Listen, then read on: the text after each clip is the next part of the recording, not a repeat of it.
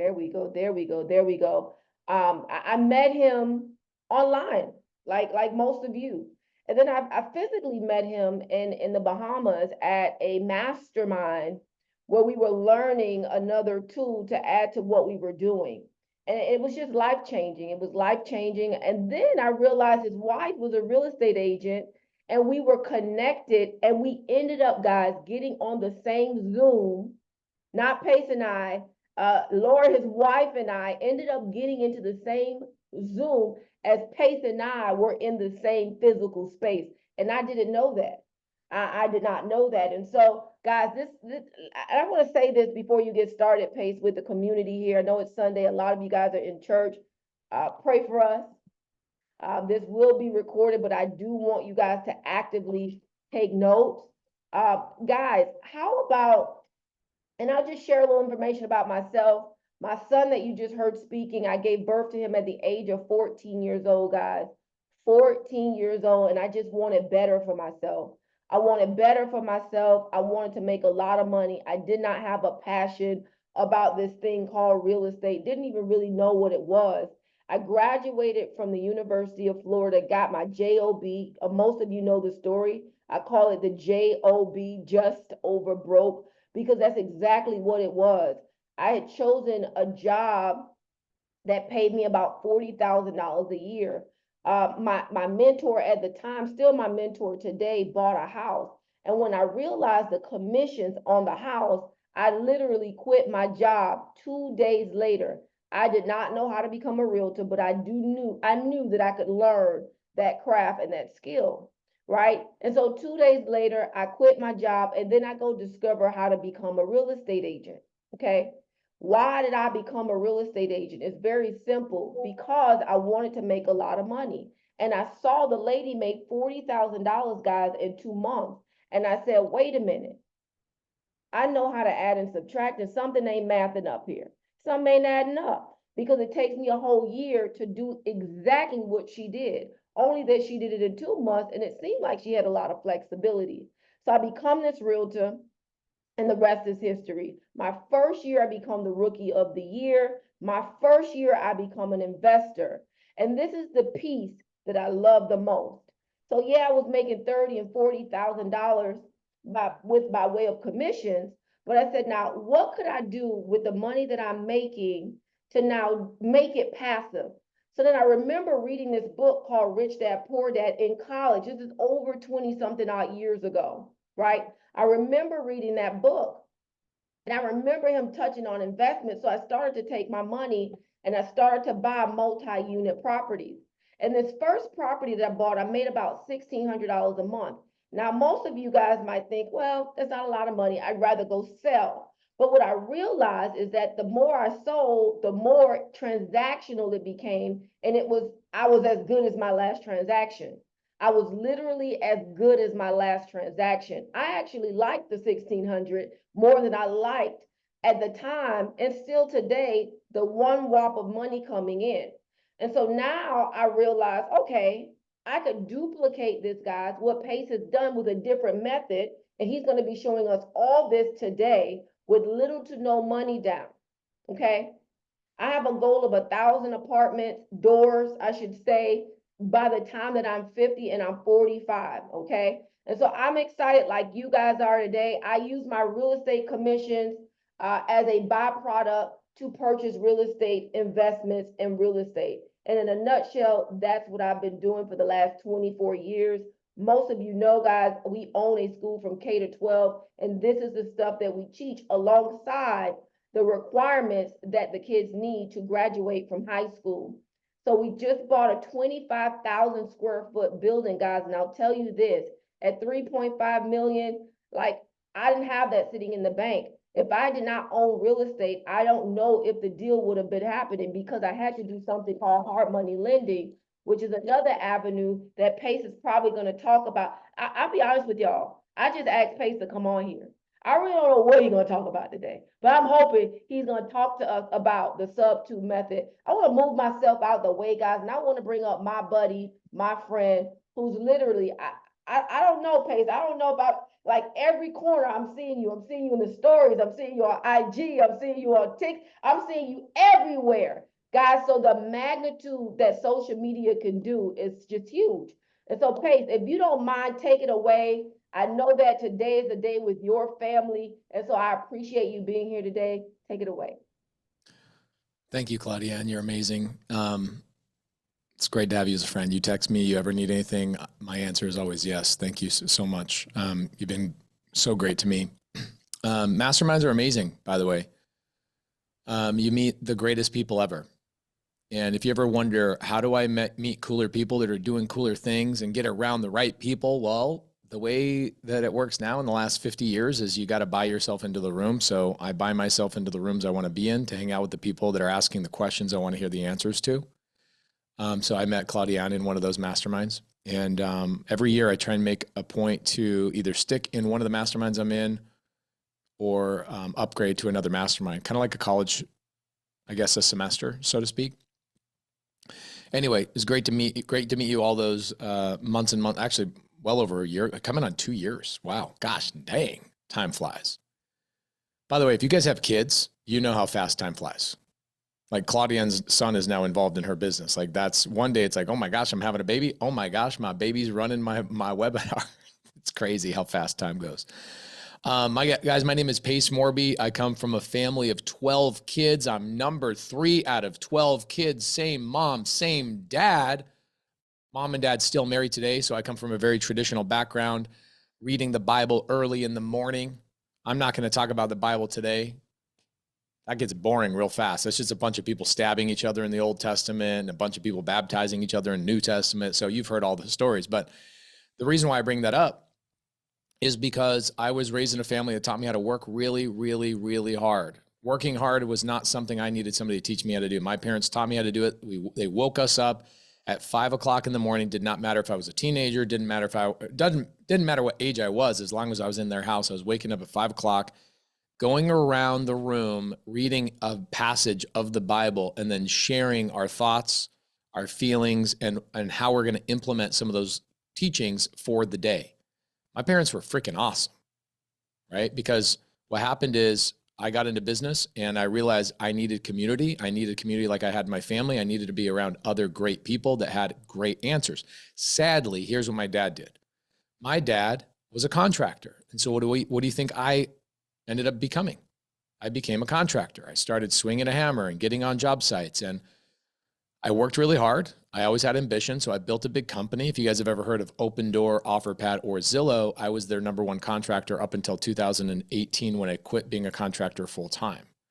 Zillow, I was their first contractor, their largest contractor, as I helped them expand to other states. So I've done a lot of things outside of real estate, but the whole entire time, I was trading my time for money, my friends. I was trading my time for money. Not a bad thing to do. You can make a lot of money doing that, but at some point you wake up and you go, man, I want my money making money for me too. So I told myself when I was 23 years old, listening to a Tony Robbins tape, legit, I took one of my parents' cassette tapes. By the way, yes, iPods had already been out, but I was still listening to a cassette tape because my parents already had it. Now it's kind of cool. I got a text message from Tony Robbins this morning. I'm friends with him. I'll be at his house for 4 days and 2 weeks. It's a very different world. But it's a world that I had to, it wasn't just hard work that is what it took. It took the right type of work. And I had this lady come to me when I was 30. So from 23, listening to those cassettes to 30, I was telling myself, I'll get into real estate. I'll get into real estate. I'll get into real estate. I'll get my first deal. I'm going to buy some of these properties. I keep renovating for other people, right? All day long, I was touching other people's assets. Okay. One lady, I was on stage one time and I said that. I said, I was touching other people's assets. She's like, excuse me, did you say touching other people's asses? I said, no, I said assets, lady. So I was touching other people's real estate projects and thinking I was making good money, and I was. But then I realized that I'd make 50 grand, they'd make 500 grand. And I was on the project every single day. Okay, cool. Then I met the right person. I had a lady come to me, and when I was 30 years old, she said, you need to stop lying to yourself. You need to stop lying to yourself. You need to get into real estate. And I go, I am in real estate. Look at all these houses I'm renovating. She goes, no, you're not. You are not in real estate. I'm in real estate. You work for me. You're a contractor. You are not a real estate investor. You are a service provider. You are a Google search away from being replaced. You need to buy real estate. You need to get your hands on real estate. And I said, well, I haven't bought real estate because, and let's give you guys all the excuses. By the way, I am a whiteboard person. So even when my screen goes black, just so you know, it is my whiteboard. Here's all my excuses that I was using. And I'll obliterate all of these today for you guys, okay? Excuse number one, I didn't have enough capital, cash, okay? Number two, credit. You know, it's like, oh, I have to have this really great credit score. Three, I have to have a good W-2. Guys, I am unemployable. I'm telling you right now, I was born to be an entrepreneur, unlike other people.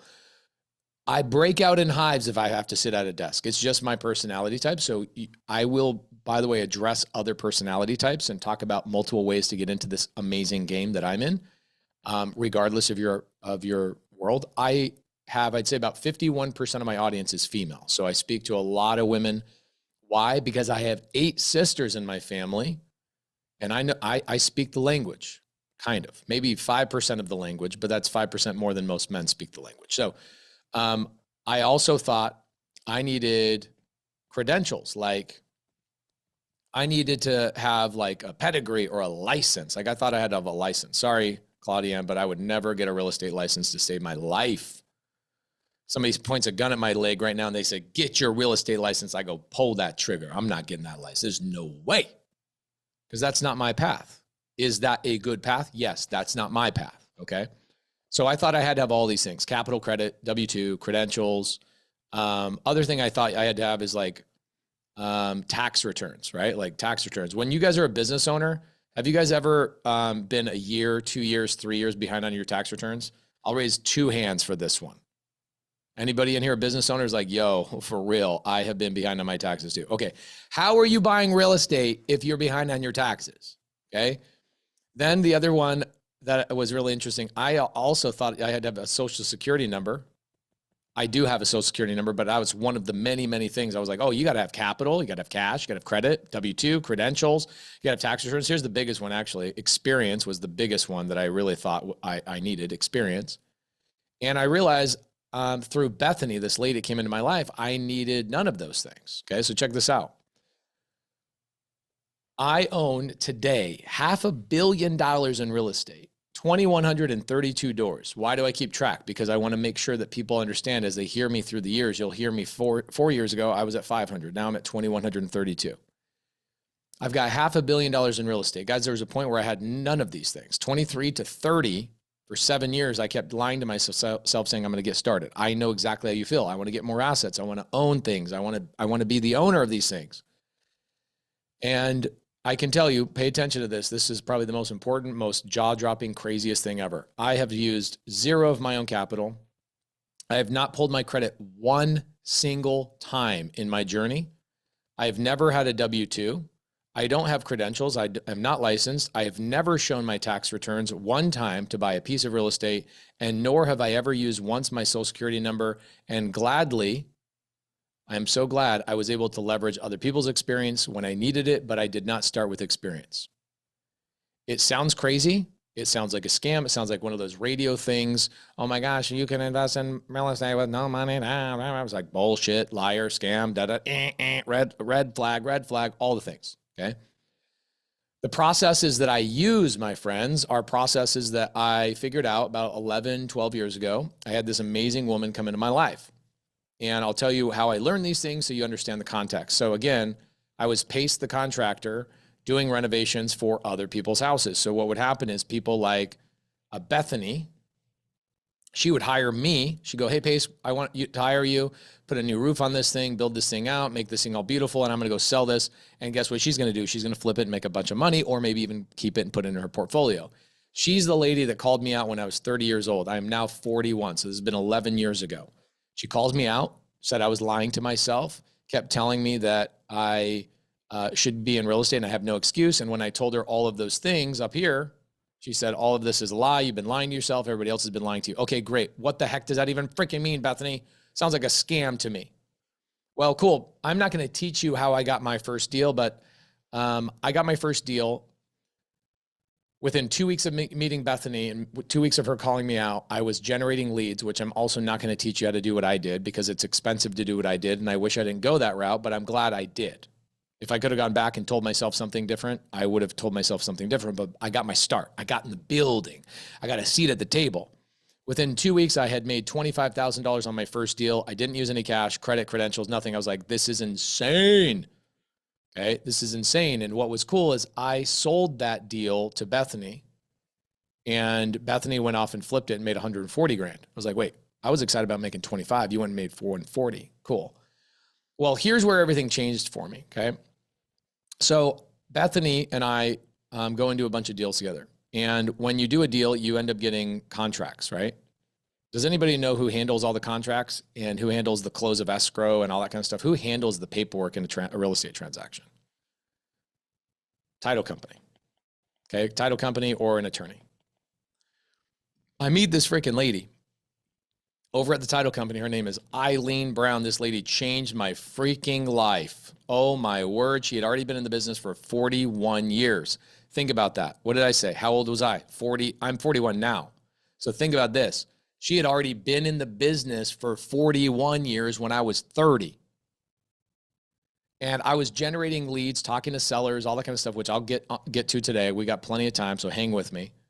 And she said, what are you doing with all your leads? Okay, so this is what my lead flow looked like.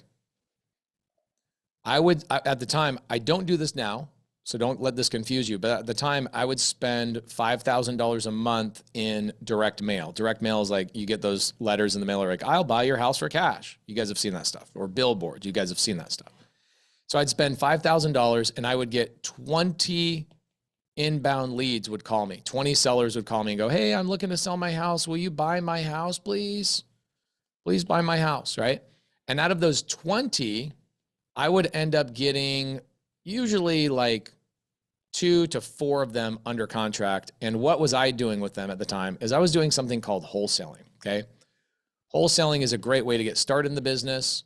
What I was doing is I was getting these sellers under contract at, let's say, $100,000. And then I was turning around and selling that same exact contract to Bethany for $125,000. And I was making a $25,000 spread just on getting the contract. Amazing way to get started in real estate. I love it.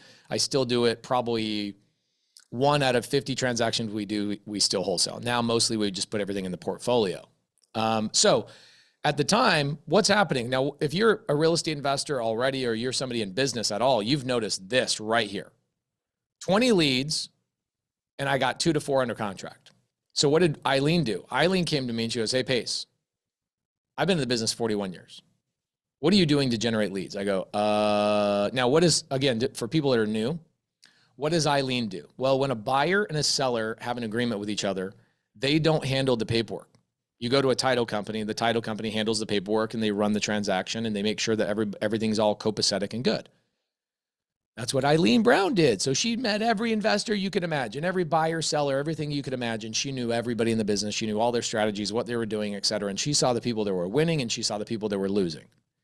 And so she took an interest in me. I always had these amazing women that just changed my life. It's never a dude, just so you know. It's always some woman that comes along and changes my life.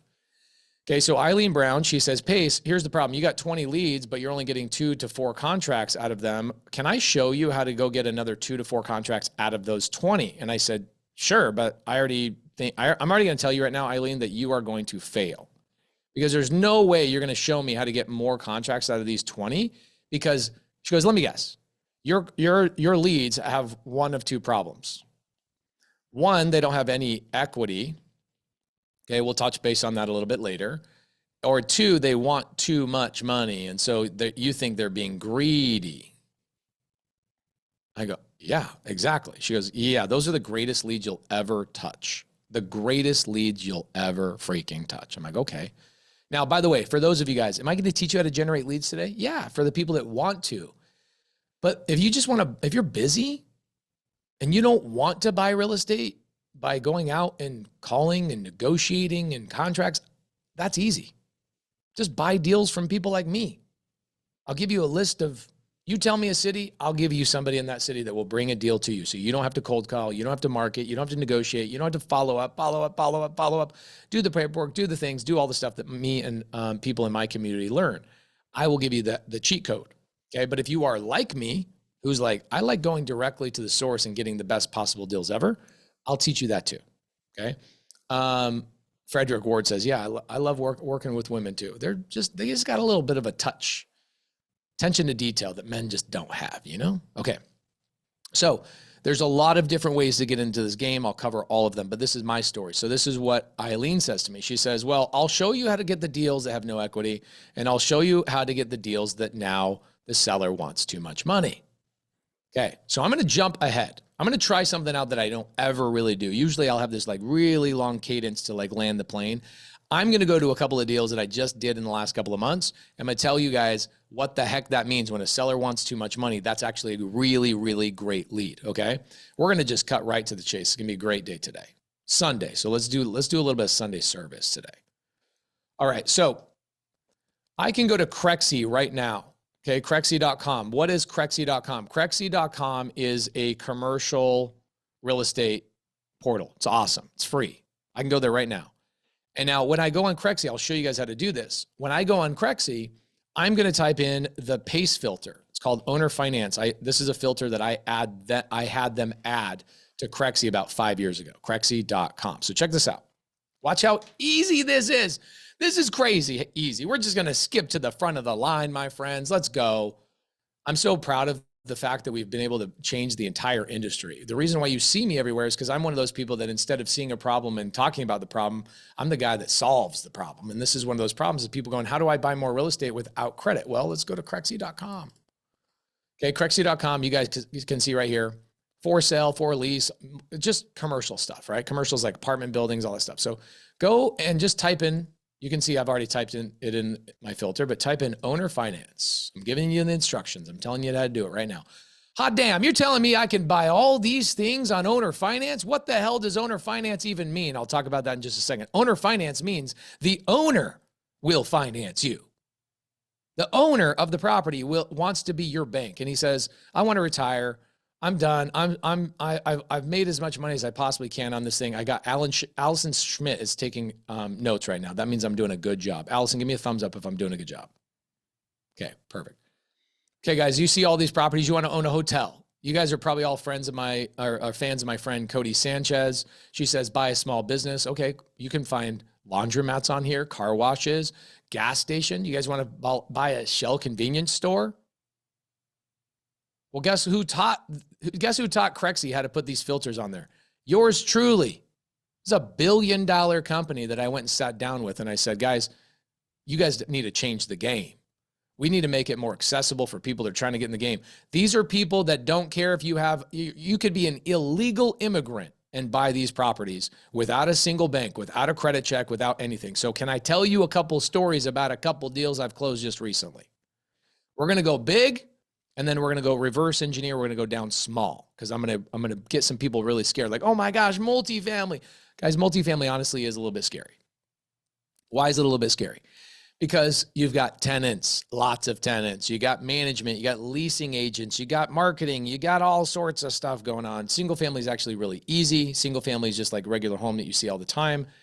Those are very, very easy, but you're not going to hit home runs with those. Okay, you're going to hit single base hits, doubles, maybe even get on third base on some of these deals. But multifamily is where you make home runs. However, you need a little bit of experience. So I'm going to start high, some multifamily stuff I've done recently, and then we're going to go down. I'm going to do a multifamily property we did, tell you a story. I'm going to tell you an RV park that we just did and tell you a story. So you understand why these sellers do what they do. Then I'm going to go to a luxury home I just bought. A ranch in Montana for $1 down payment, no credit check. I'll tell you that story and the address and give you the photos. But Pace, where do I find them? I just told you. Crexy.com is one of the 3 places that I love to go. There's about 20 places, but I'll give you 3. Okay, you ready for another one? LoopNet.com. Yep, Kendall. 4plexes, single. Guys, every asset type you can imagine. Dirt. I've bought 50 acres of dirt and developed that with no bank, no credit, no money out of my pocket. I'll tell you guys that story at the end of the story. I got a couple hours to go. I got an hour and 28 minutes. I got to go fast. So LoopNet.com is okay. I prefer Crexy.com over LoopNet, but that's okay. LoopNet is kind of like the old guys, the guys that have gray hair coming out of their ears, those boring people, those boring white dudes. Those guys, LoopNet's a cool company, $30 billion company, but Crexy's like the young dudes that are like, Pace, what filter should we use? What should we implement? And they're like, they're listening to their audience, right? They're listening to their people. So I like Crexy way more. Another one. You want another one? You guys want to buy your own Yellowstone ranch? How about that? I know some of y'all over there in Miami wish you didn't live in Miami. I know the truth. Y'all think Florida's dope. Y'all know that you have hurricanes, right? Get out of there. That place is scary as hell. Scary as hell. I don't know how you guys live in Tornado Alley. It's crazy, but pay attention to this. Landwatch.com is another really, really good one. If you go to landwatch.com, another company that I've added these filters for, right now, there are 13,800. Look at this right here. Owner financing, land for sale, 13,889 opportunities anywhere in the country. Sedona, that's a good one. 2 acres in Sedona. Okay, cool. Can you buy a ranch with a nice homestead on here? 67 acres, $1.3 million in Virginia. How many people would like to raise their kids right here? Get some chickens, make some babies. Maybe your babies bring their grandkids over to your homestead. You got some cows, some goats, all that kind of stuff. That's my dream. That's my world, okay? So landwatch.com is great. You can buy full on rivers and lakes and all these things. By the way, guys, oh shit.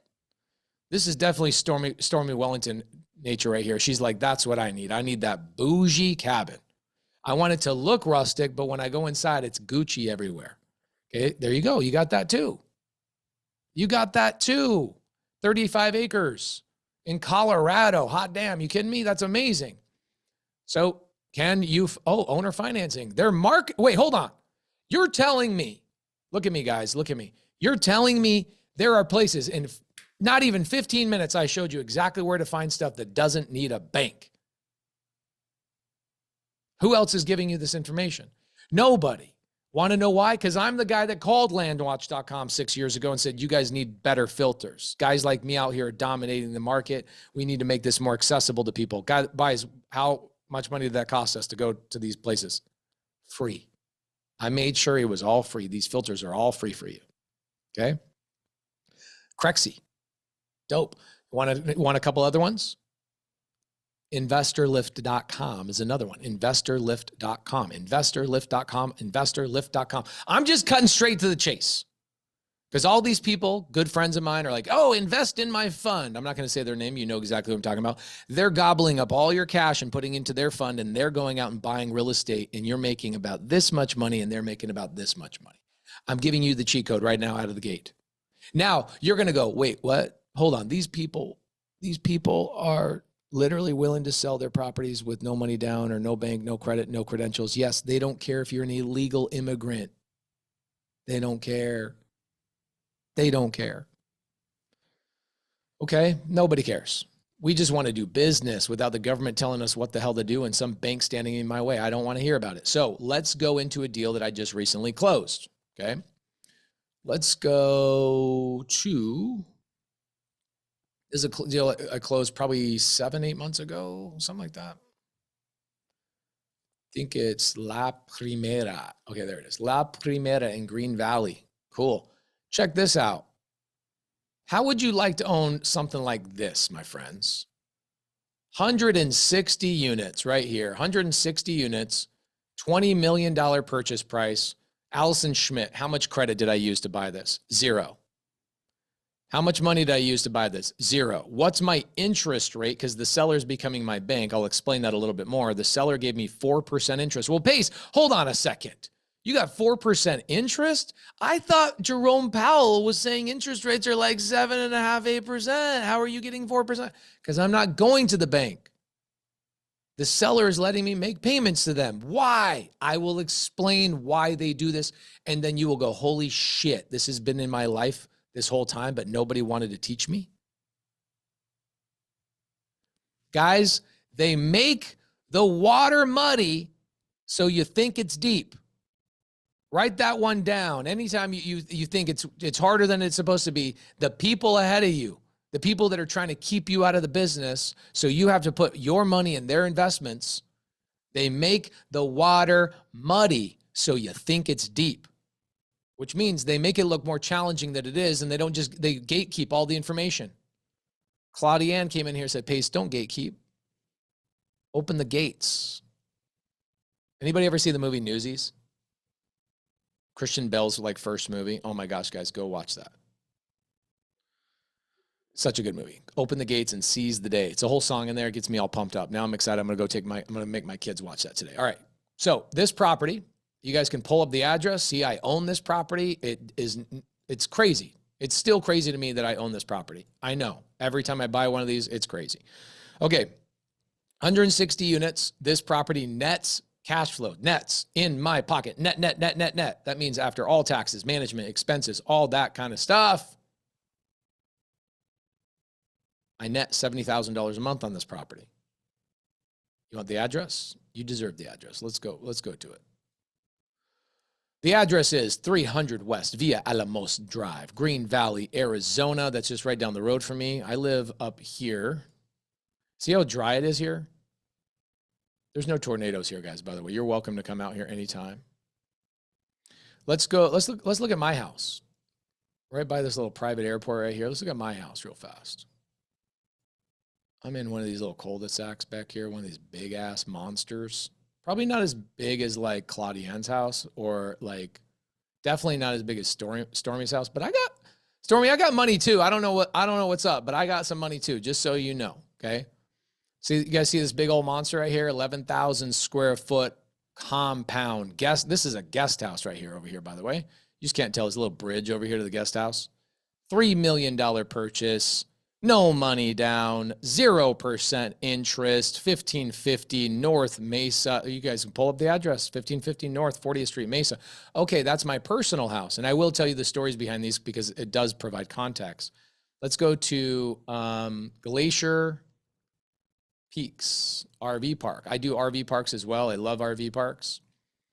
I love Montana more than anything. If you haven't been to Montana, you haven't been to America. I'm just letting you guys know that. Tell that to your spouse. Say, yo, you need to take me to Montana because I need to go to America. This is where America is. All right, check it out. Pull up the map, Google. Stop clowning around. All right, cool. Here's a RV park. I own 85 pads right here. I bought this for $5 million. No credit check, no bank, no nothing. This thing makes me like 25 grand a month. I own this RV park right down the road from it. That thing makes me like $13,000 a month. Okay, cool. I own a house right down here in Creston. You can't see the house. The house is so damn brand new. You can't even see the house. I'll pull up the photos though, but this is like my dream. Okay. I have a house that's right across the street from this pond right here. Largest fish hatchery in Montana. I own this property right here. Let me pull it up. Why is this important? Why am I doing this? Am I here to brag to you? No, I am not here to brag to you. I'm here to let you guys know that these things are real. They happen all the time. People are doing this. Real houses, okay? Here's the exterior view of my property, 20 acres. This is where the grizzly bear and her 2 cubs walk through every single morning. You come back to the pond back here. I've got 100 turkeys that live on my property. They're all wild. This is cool. Oh my gosh, welcome to Montana. The house, let's look at the house.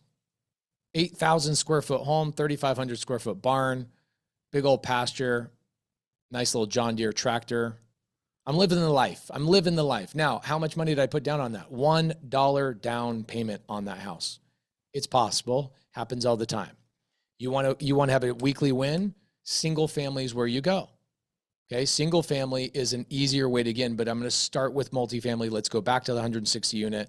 Give me a yes if you guys want to hear the story of these deals. Okay.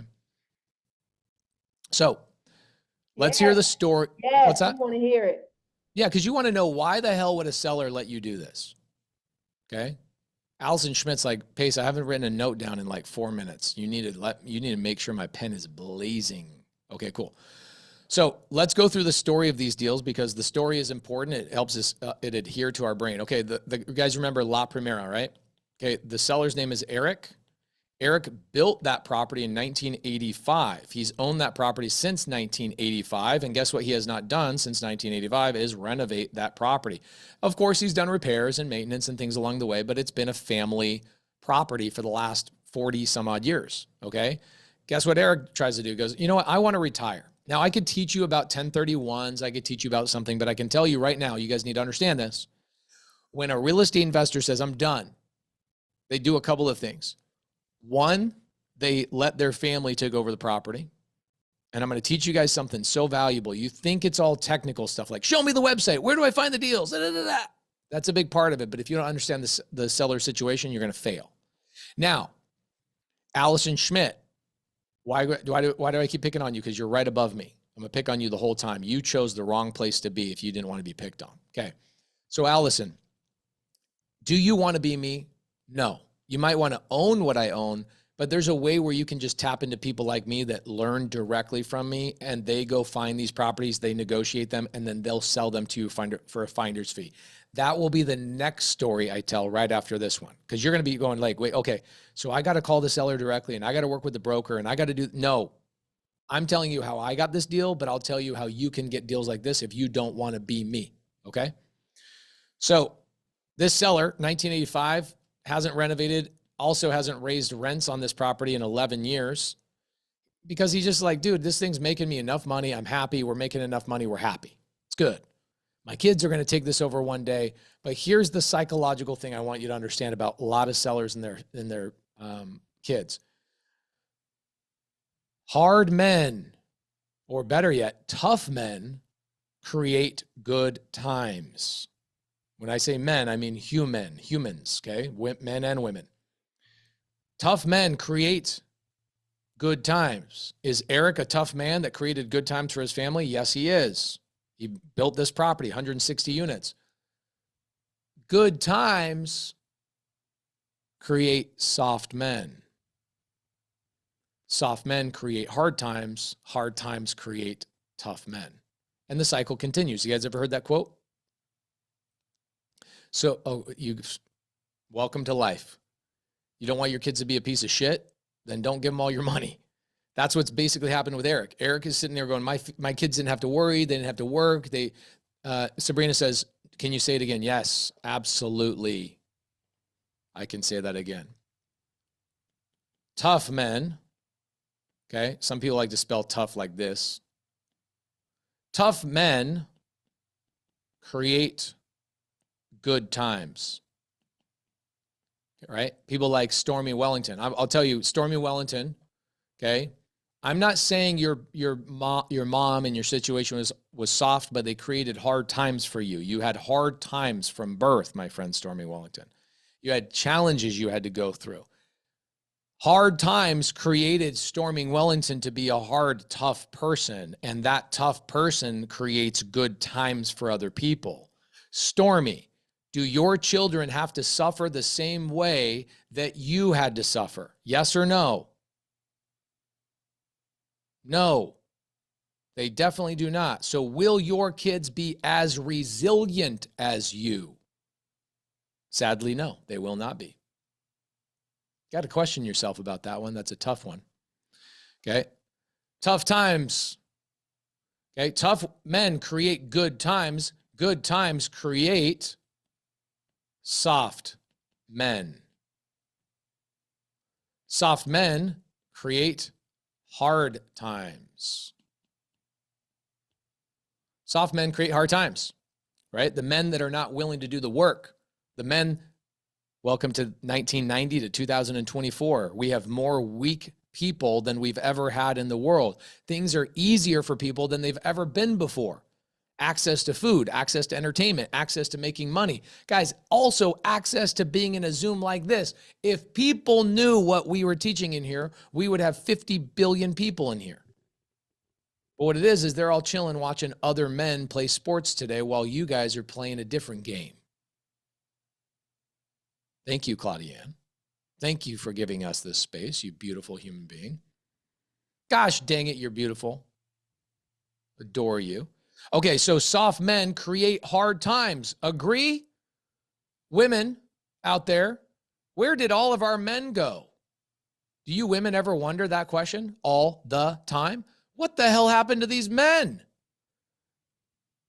You want to know why? Because these men were raised by tough men who created good times. Those good times created soft children. Those soft children are being little bitches, and we have less hard men today than we've ever had before. Now, I'm not talking about Mervin.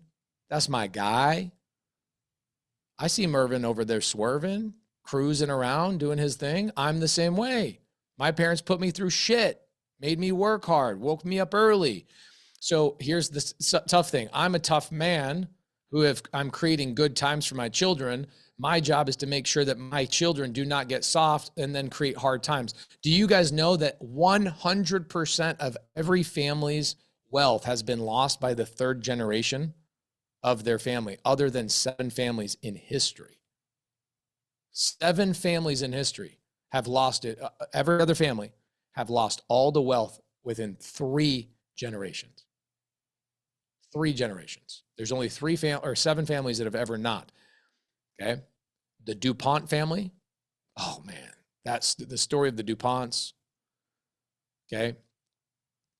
Rockefeller. Anyway, we could go into that.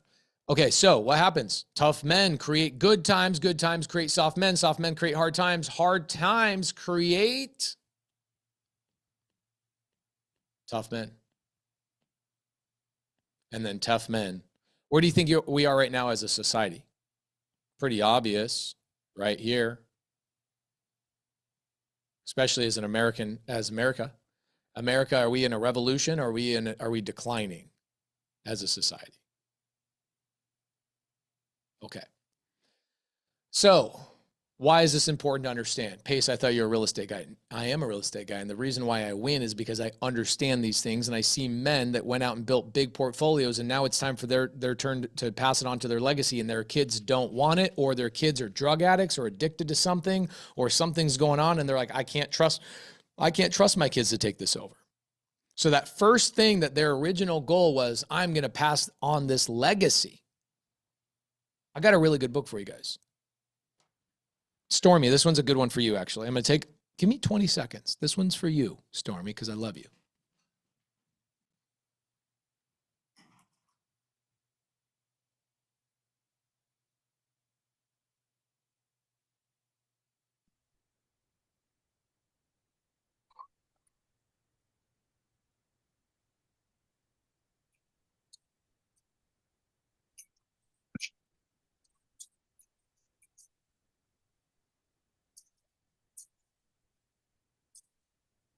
While Pace is gone, y'all, I just want y'all to realize what's going on right now.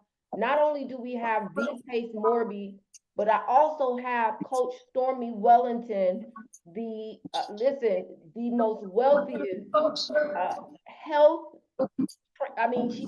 Literally, guys, y'all gotta just see her.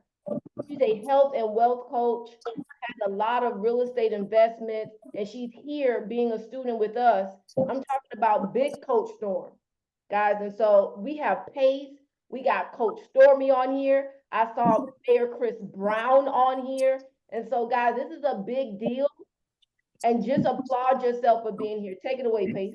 Okay, so the book, it's upstairs in my other office. I don't want to go get it, but the name of the book is What Would the Rockefellers Do? Guess what would the Rockefellers do? How would they build a family fortune? Here's how you build a family fortune. I'll be quick about this because this is important. Here's how you build a family fortune. You protect it. You build a bank. Okay. How do you do that? You do that through life insurance policies. And the industrial part. Hold on a second. Let me.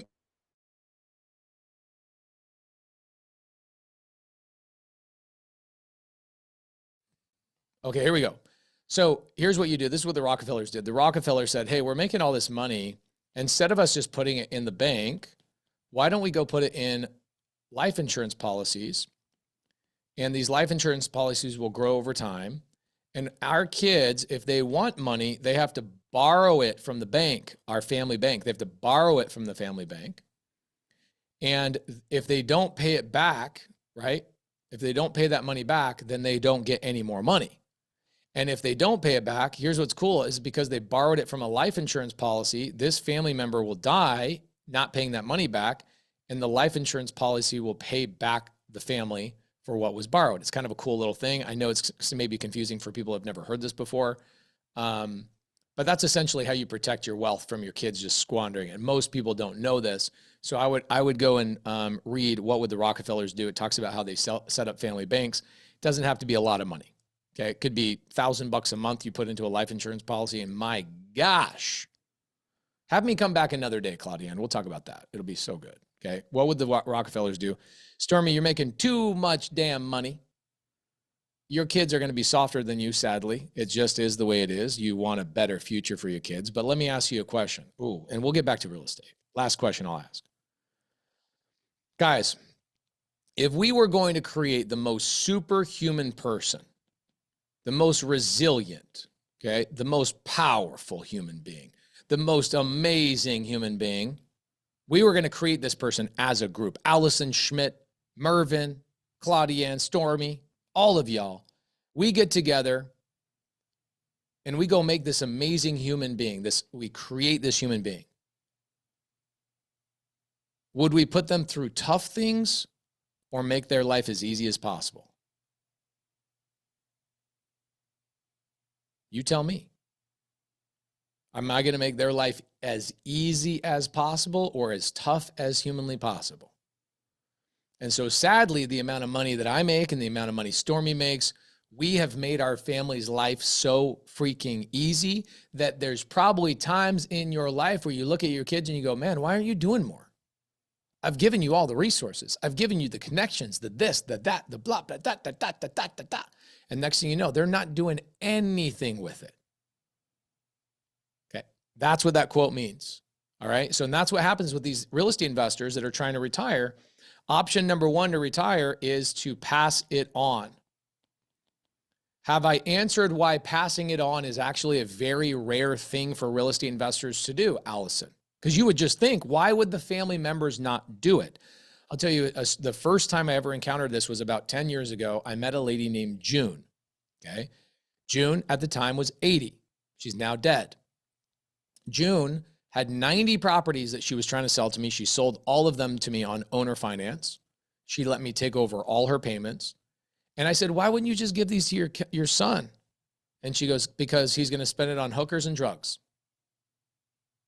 And I was shocked that an 80-year-old lady told me that. Lady was probably worth $25 million, and she's selling all of her assets to me on owner finance. Why? Because think about this, if she sold all her 90 properties cash, she hands that off to her son in cash, it's gone. But if she sells it to me and I make payments to her over time and she passes away, now her son, who's still going to piss away the money, at least he's got 30 years of payments to stay, like he's not going to be under the streets of Las Vegas homeless. She was smart enough to sell or finance these deals to me and make it so I make payments to her over time. That's why these people do this stuff, okay? So Eric was like, I can't pass it on. My kids sadly don't want them, okay? 2, they can do a 1031 exchange, okay? Now, a 1031 exchange, Allison, you don't know what a 1031 exchange is. That's why you leaned over and wrote a no. Is that correct? Okay, so Allison, you're at the gym, it looks like, or can I talk to you? Okay, Allison, what up? What's up? Okay, so you don't know what sorry, I'm going to pick on you today because I can see you. No problem. Okay, so a 1031 exchange, if I ever, as a real estate investor, make a ton of money, right? I buy a house today for 100, I hold on to it, and in a couple of years, it's worth 400 grand. I make $300,000 in just growth. Can I just sell that property and keep that 300,000 in profit? Yes. No, I can't. The IRS is going to come take 30% of it. It's called capital gain. So I want you to write that down. So the money the capital that I grow, the gain that I have, 30% of it to 40% of it, I really grew it for the IRS. So the IRS is going to come along, Allison, and say, I want 120,000 of that $300,000. Does that sound awesome? No. Cool. So the way we avoid that, Allison, is we use a mechanism called a 1031 exchange, which means I've got this house. I bought it for 100. I sold it for 400. I've got a $300,000 gain in this property. I can avoid paying taxes on that as long as I roll that money into a larger asset. Okay. This is something the IRS allows me to do. So I can't touch that 300,000, Allison. I have to roll it into something bigger. Make sense? Yes.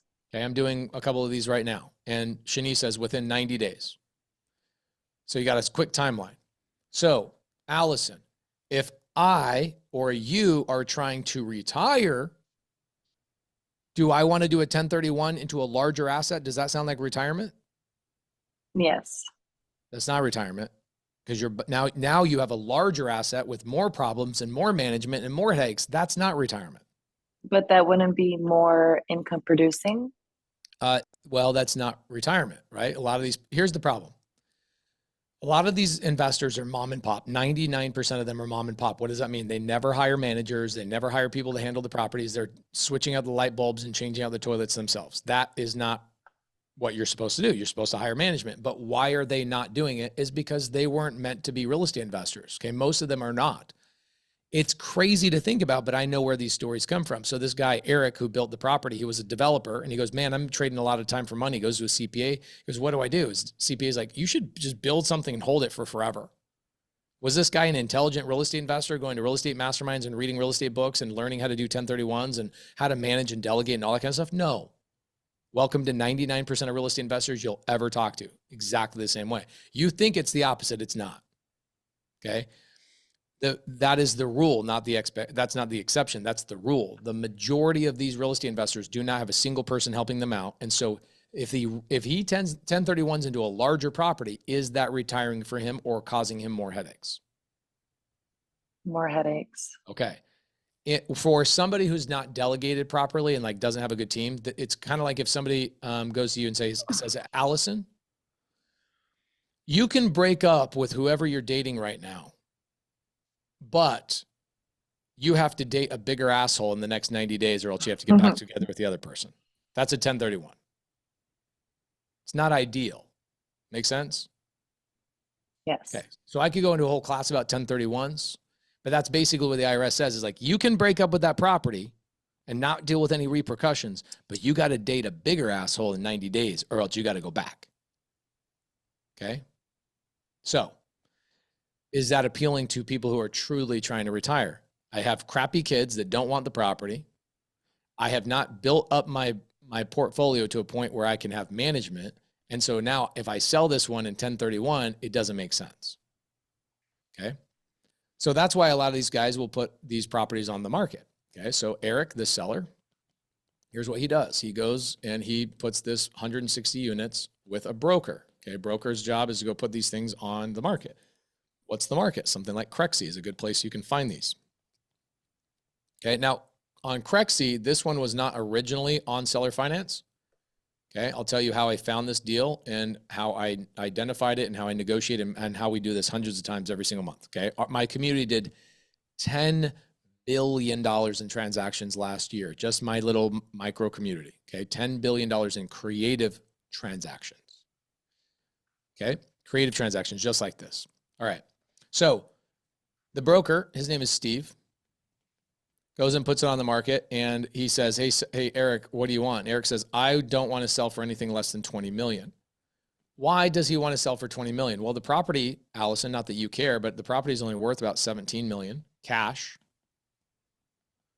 And the seller wants 20. Why would the seller want 20 when it's only worth 17? Because he's already planning on, if he sells it for 20 million, guess what he's going to have to pay? A bunch of capital gains taxes. And so what he's doing is he's anticipating how much taxes he's going to pay. So they put their number as high as humanly possible. Where are my real estate agents in here that are like, I know that feeling. All my sellers are trying to sell for top dollar because they know they have taxes coming out and they want to net a specific number. Okay, that's the majority of the reason why these sellers sell this way, Allison, is they sell at a really high price because they're anticipating the IRS coming along and taking their money. Okay, they're not out of their mind. They're just trying to retire. And so a lot of us look at these deals and go, dude, are you kidding me? You're out of your mind.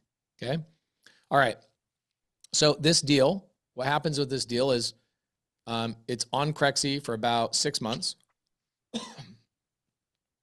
Okay. So we go on Crexy and we just kind of track these things that we really like. Man, this has been on the market for 6 months. I'm going to reach out to the broker and see if the broker will allow for seller finance. Guys, how long do you think this broker had been in the business? 20 years.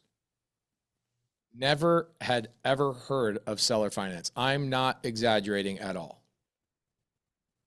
So I had to explain seller finance to him. Allison, can I explain seller? Do you come back down here? Bring Allison back down to me. I want to talk to Allison for a second.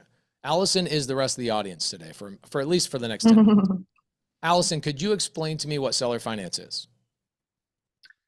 When the seller is willing to finance the property that they're willing to sell you. Yes. Okay. So what does that mean? Let's dumb it down for everybody. Do you have an iPhone or an Android? I have an iPhone. Perfect. Because I wouldn't buy an Android. Let's go. Okay. I want to buy your iPhone. Did you upgrade to the 16? You got the 15. I have a 15. Are you going to upgrade to the 16 at some point? Probably not. I'm fine. Okay. You're going to go to the set. You're going to wait for the 17. Honestly, until this phone goes away, it doesn't Cool. need a new one. So I love it. Okay. But let's say that you want to upgrade to the 16 right now. That's what I do. I see my profession is opening my mouth, and where do I mostly open my mouth is on the phone working deals, right? That's where I open. And so for me, my most valuable tool is my phone. So I upgrade every year and make sure I have the best of the best, because that's where my money comes from. My mouth goes to my phone. Okay. So Allison, let's say that you're going to upgrade to the 16. How much do you think your iPhone could sell for today on like Craigslist or something? 400. Okay, 400. Perfect. So you have an iPhone that's worth $400. You go put on Craigslist for that dollar amount. Are you going to get $400 on Craigslist? Or is somebody going to come around and go, Allison, it's $300, $375. Yeah, someone's Give going to you all negotiate. cash. Yeah, they're going to beat you up, right? They'll be like $375. Okay, cool. So here's basically what I'm doing is I'll see somebody on Craigslist for a couple of weeks and go, oh, they haven't sold that iPhone. So I'll come to them and go, hey, Allison, I'll pay $500 for your iPhone. Hell, I'll pay you $425. I don't care, whatever it is. Let's do $425. I'll pay you $25 over what you're asking. But I want to make $42.50 payments for 10 months. And I'll give you the number you're looking for. Would you do something? Could you technically do something like that with me? Yes. Okay, cool. So this is called owner finance or seller finance. Allison comes to me and says, hey, I have this iPhone. I will finance this phone to you for $425, 10 months. Here's your payments. And I got 0% interest and I did 0 down payment basically on this deal. Okay, that's owner finance. Who's the owner of the phone? While I'm making payments on the phone, who's the owner of the phone? I am. That is incorrect. You are the bank. I am the owner. Allison, do you own a house? I do. Okay, who owns the house, the bank or you? I do. Wait a minute. I thought you owe the bank a bunch of money. But I have ownership of rights to use it. Through what? How do you prove that? By paying my mortgage. Okay, so you're paying money to them monthly to have your house? Yes. So they own it or you own it? I guess they own it. Okay, I did all this to manipulate you. You own it, okay?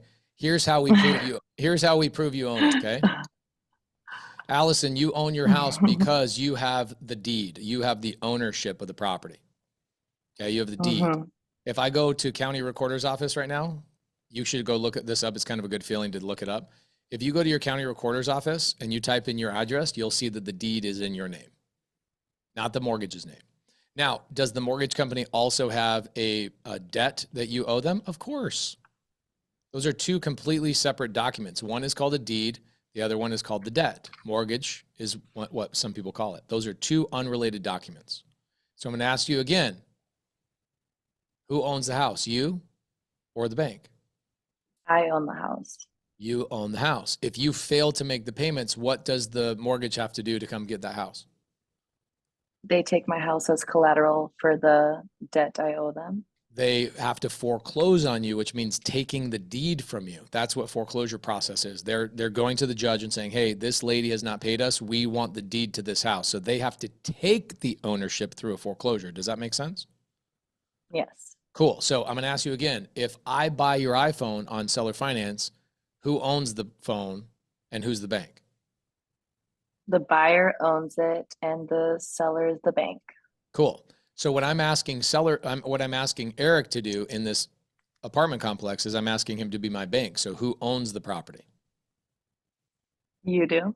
That is correct. So Eric, here's what happens. Eric and the broker, I have to explain to the broker, I'm not exaggerating. I had to explain the broker what seller finance was through talking about his iPhone, just like I did with you.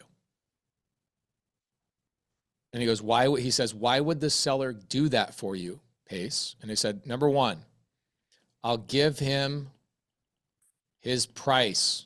Number two, I can teach him how to avoid the taxes through seller finance. Remember when I said there's 3 ways to sell a property when you're retiring, and I will give you one? The third one is seller finance. Number 3, I'll actually give him interest on his money. So not only will he get a higher purchase price, but I'll give him interest on top of it. So very long story short, the seller, Eric, who's trying to retire, he goes, all right, what structure do you want? What are you proposing? I said, here's what I'm proposing. $19,500,000, 4% interest with a 10-year balloon. What does that mean? It means I have 10 years to either sell the property and pay him off, 10 years to refinance the property, or 10 years to pay him down. That property is already, I bought it 7 months ago. It's already now worth probably 24, 25 million bucks. I've made 4 or 5 million bucks on that thing in less than a year. Why? What did I do? I took the cash flow that I'm now making, and I'm renovating the property a couple of units at a time, and I'm raising the rent $400, $400, $400, $400, $400. So now the property is worth $5 million more than I bought it 8 months ago. In probably another 2 years, that property will be worth 30 million. Another 2 years after that, it'll probably be worth 33. So will I have a problem with this 10-year term that I offered this guy? No. No, not at all. So just within, I don't know, a couple of years, probably 5 years or so, this property will it nets me right now $70K a month. That's a good feeling to have. Anybody in here feel like they could just live off 70 grand a month? I know Stormy couldn't. I couldn't. Okay. But this property makes me 70 grand a month. But more important, okay, what else do I get, Allison? I also get the appreciation of that property.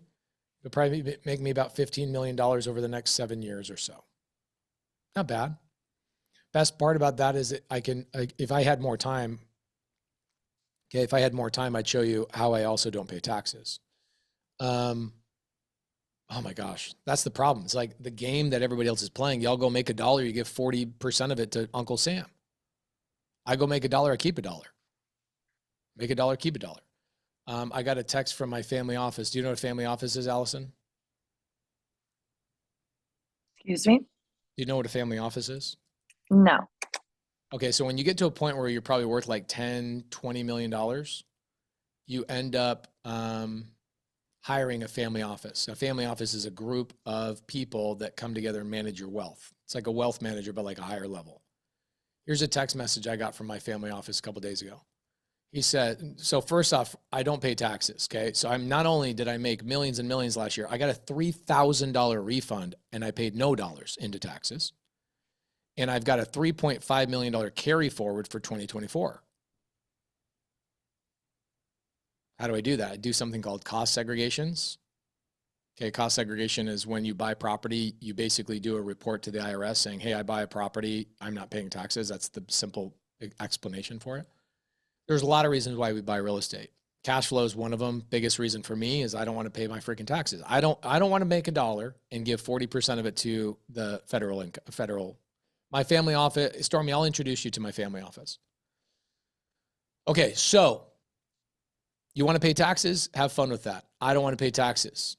All right, so I buy real estate. The thing people go, oh, I want cash flow. Yeah, cash flow is all right. Like, it's great. But honestly, you're never going to be, I'll be honest with you, the group of people that we're talking to right now, y'all ain't ever going to be happy with the amount of money you make. You'll never be happy with it.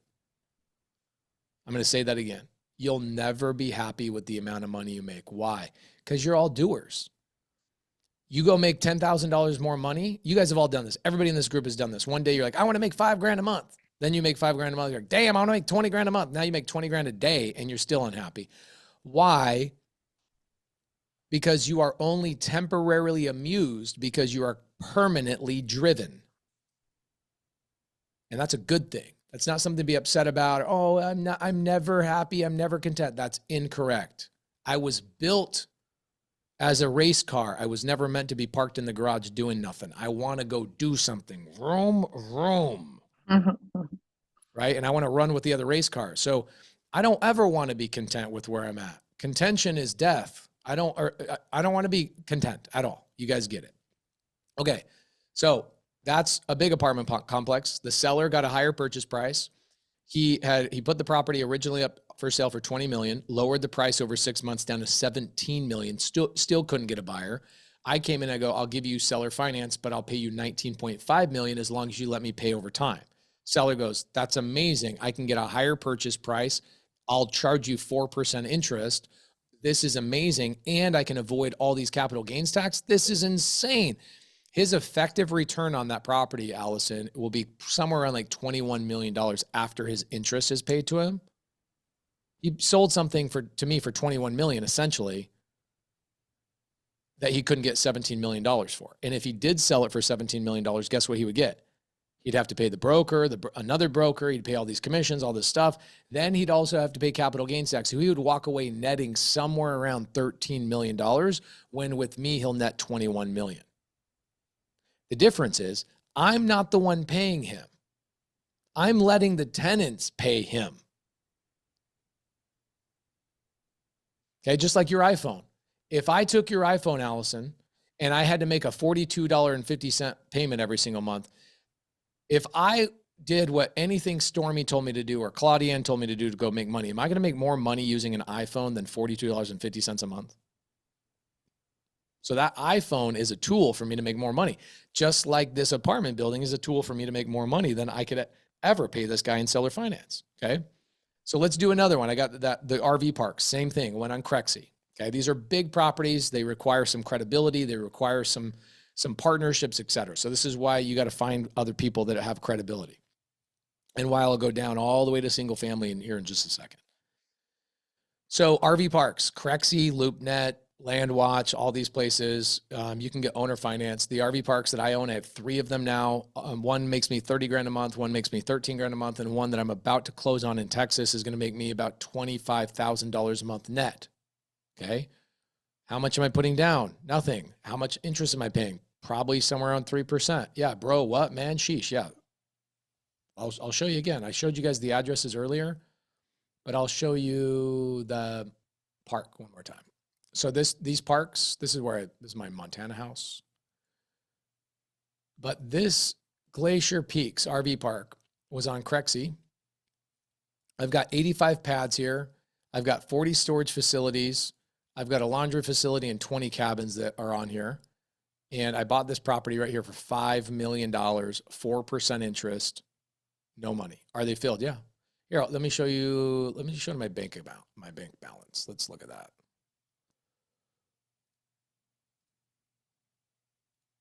Let's see. It's the slow season right now. So let's look at my bank account. Dumb. Obviously, I never log into this one.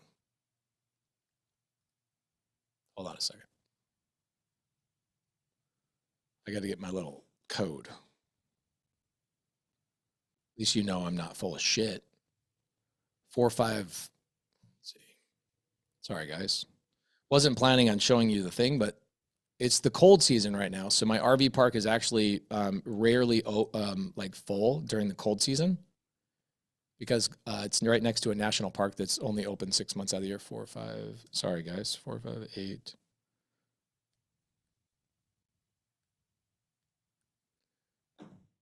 Now I bank, as you guys can see, I have Bank of America accounts up here, Chase account as well. Chase account has like, I don't know, a couple of my properties in it that we use.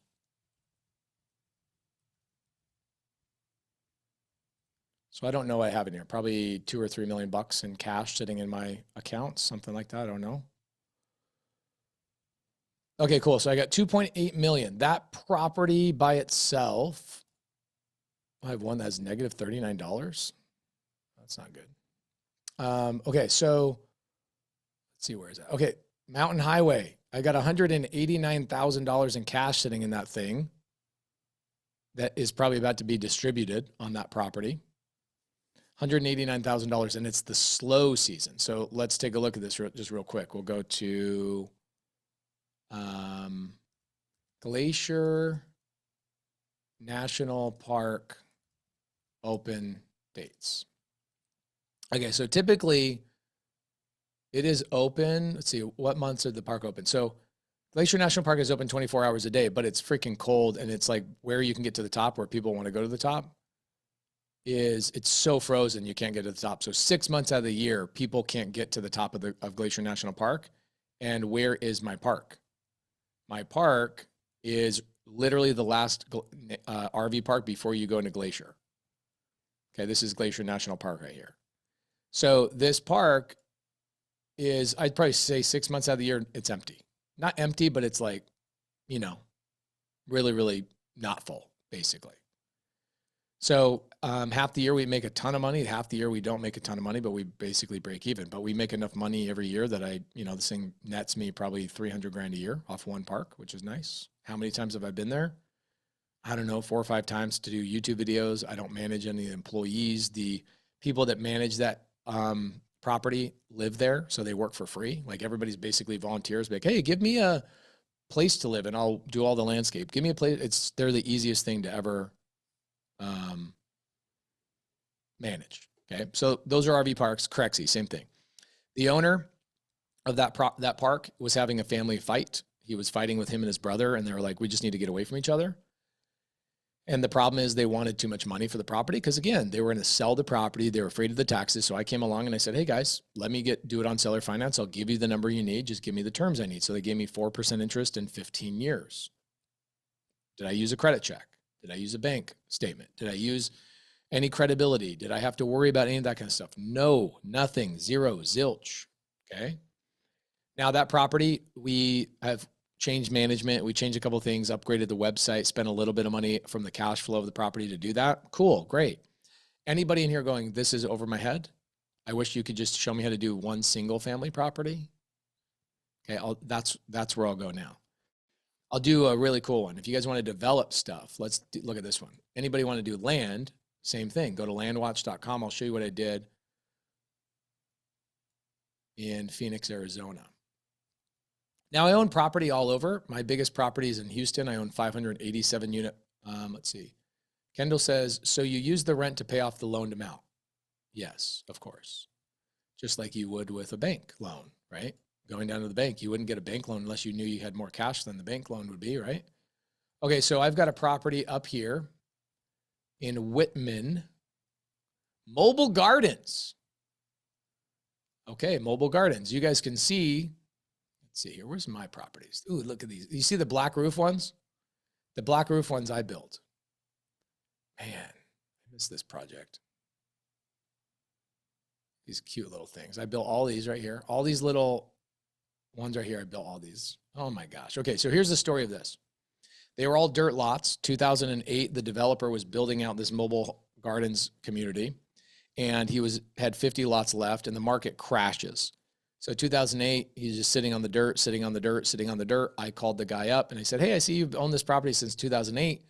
Would you sell these properties to me? Okay.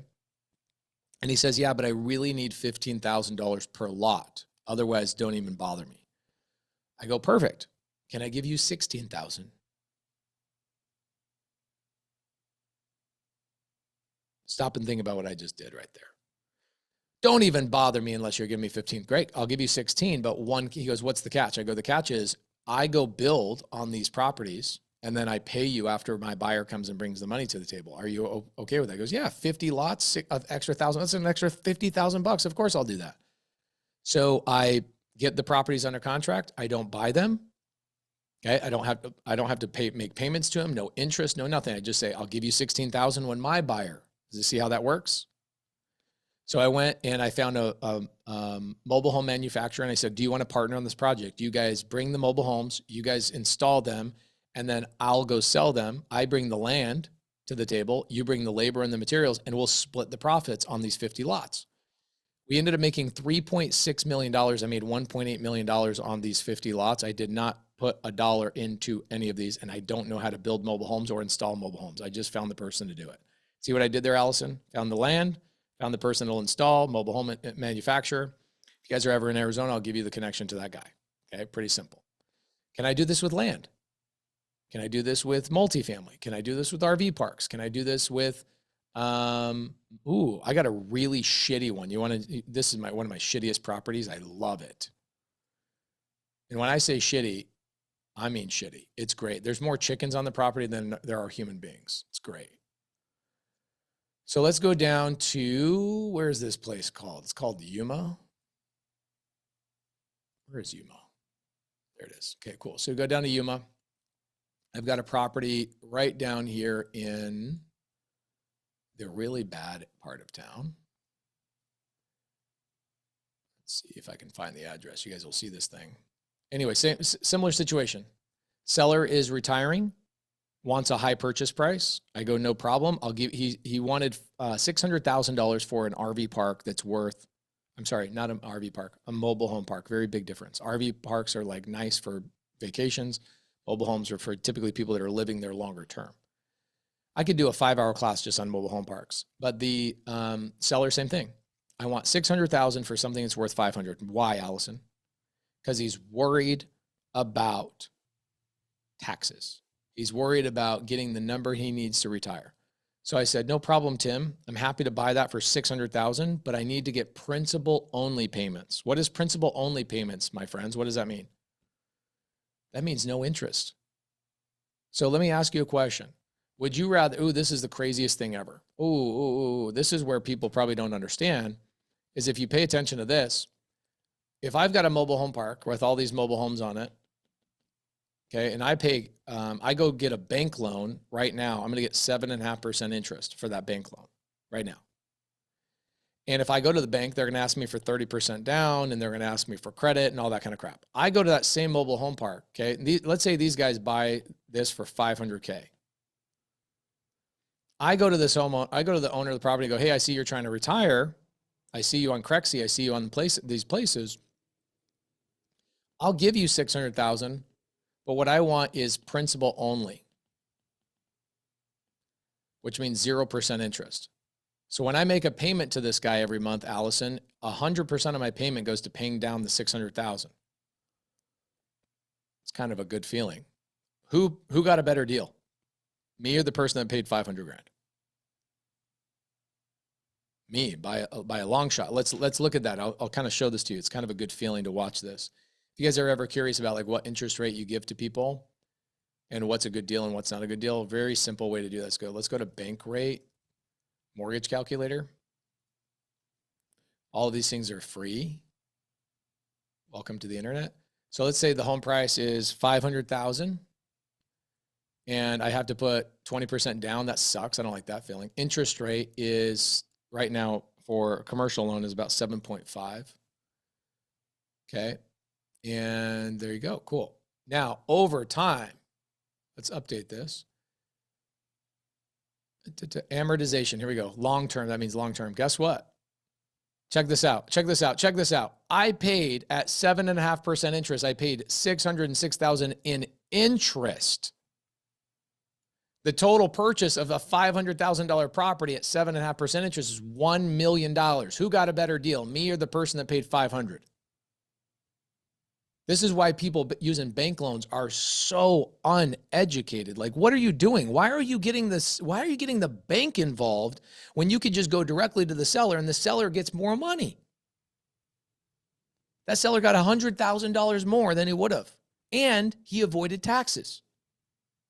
So he'll end up netting in like a real world scenario, like $700,000 because he didn't have to give up money. If he sold for $500,000, he's walking away with $350,000. With me, he sold for $600,000, he gets $600,000. Why would he sell any other way? Why would they sell any other way? Okay, this property It makes no sense. I don't know why anybody would sell for cash unless they just need the money tomorrow. Let's pull up this property. Oh, I got another one. I'll go single family on you guys. Okay, we'll go single family. This one's a fun one because it'll make you really realize. And I'll tell you where to get a lot of these opportunities because I could talk all day long. Yesterday on Friday did a 10-hour class. I broke things down. I called sellers. I negotiated them, all that kind of stuff. Okay. I love doing it. It's so fun. Now, if you don't, who doesn't want to be me? Allison, I kind of feel like you probably don't want to be me. You don't want to be the one banging the phones and calling and networking and doing all that kind of stuff. If you don't, I'll give you a cheat code. Okay, I'll give you the cheat code. I'll give you I have a free Facebook group where you can just go in there and here, let's see if there's any deals in there. I bet you there's a deal in there right now. Of course, I'm not logged into Facebook. Sons of bitches. You kidding me? New computer, guys. My bad. Some people are like, can you just find the deals for me and just bring them to me? Yeah, absolutely. I sure can. Love to do that. Okay, here we go.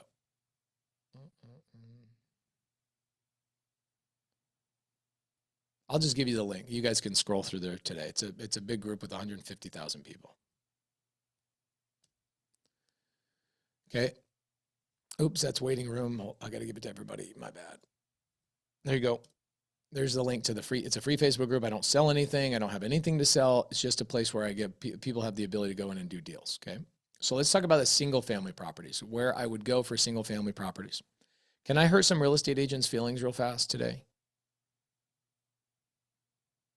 I'm about to hurt some agents' feelings. Claudian's like, no, but this is really good opportunity for a lot of agents. Okay, so check this out. No, we want you to be authentic, so go ahead and just tell us. Okay, so most real estate agents don't know what they're doing. Let's be honest. They legit don't learn anything in school. They learn it on the job. And what do they learn on the job? They learn traditional real estate. They learn bank loans and this and selling with they don't learn any investments. Like you as a traditional real estate agent, anybody out there, you will never learn how to be a real estate investor as an agent unless you work with other real estate investors, which is very rare. Very few agents actually work with us, okay? Now, Claudiane, she can help you. This is the cool thing about finding the right broker, the right team, all that kind of stuff. Most agents don't know what the hell they're doing. And so I get to take advantage of that. How do I take advantage of that? Here's how I take advantage of that. Did you guys know, Allison, you don't know a lot about real estate, I don't think, but I'm going to teach you a really good gem, okay? Here's a good gem. A real estate agent selling the home, let's say of a guy named Bob, real estate agent's name is Angie. Let's just make up some names. Angie gets under contract with Bob to sell that house. That's called a listing agreement, okay? I get to list that agreement. And how long does she have to sell that property is about 6 months. Not about, it's exactly 6 months. That's a traditional time frame. Okay, this is called the listing agreement. Did you know that much? Allison, give me a thumbs up. Okay. How many people have heard the lies? This is a lie you hear all the time, that we have an inventory issue in our country. How many people have been hearing that for the last couple of years? We have an inventory issue. We have an inventory issue. Such a lie. Why is this a lie? I'll tell you why it's a lie. If we had an inventory issue, then no agent would ever get fired. Why do agents get fired, Allison? Is because they can't sell the house for 6 months. Okay, see the 6-month agreement? Do you know how many real estate agents every single day in the United States get fired? After, by the way, Allison, after not being able to sell the house for 6 months. So I'm going to say this again. They signed a listing agreement. They put it on market. They're accepting offers for 6 months, half of a year. And at the end of that 6 months, they get fired. That is called an expired listing. Okay, expired listing. How many of these pop up every day? I call these rooster opportunities. Why do I call these rooster opportunities? Because every day the rooster is going to crow. And when the rooster crows, here's what I hear. I think he's saying 15,000. Because that's how many agents are going to get fired today in the country. 15,000 agents get fired every single day. What does that mean? That means that What are you talking about? You're telling me that 15,000 houses failed to sell 6 months prior. Guess what happens tomorrow, Allison? 15,000. Tuesday, 15,000. Wednesday, 15,000. Holy crap. Do you know how many of these pop up every single month? 300,000 people have to wake up this month and fire their real estate agent somewhere in the country. 300,000 of them. This is called an expired listing. Where can I find expired listings? I can find them on PropStream, is a software I use. Okay, PropStream, I think it's like $97 a month, something like that. This is like the majority of real estate investors that don't have a license. This is the software we use. And I actually think it's better than the MLS. Why? Because if you're a real estate agent, you only have access to one MLS, the city you're licensed in. As a real estate investor, I have access to all the MLSs for $97 a month. Welcome to the future.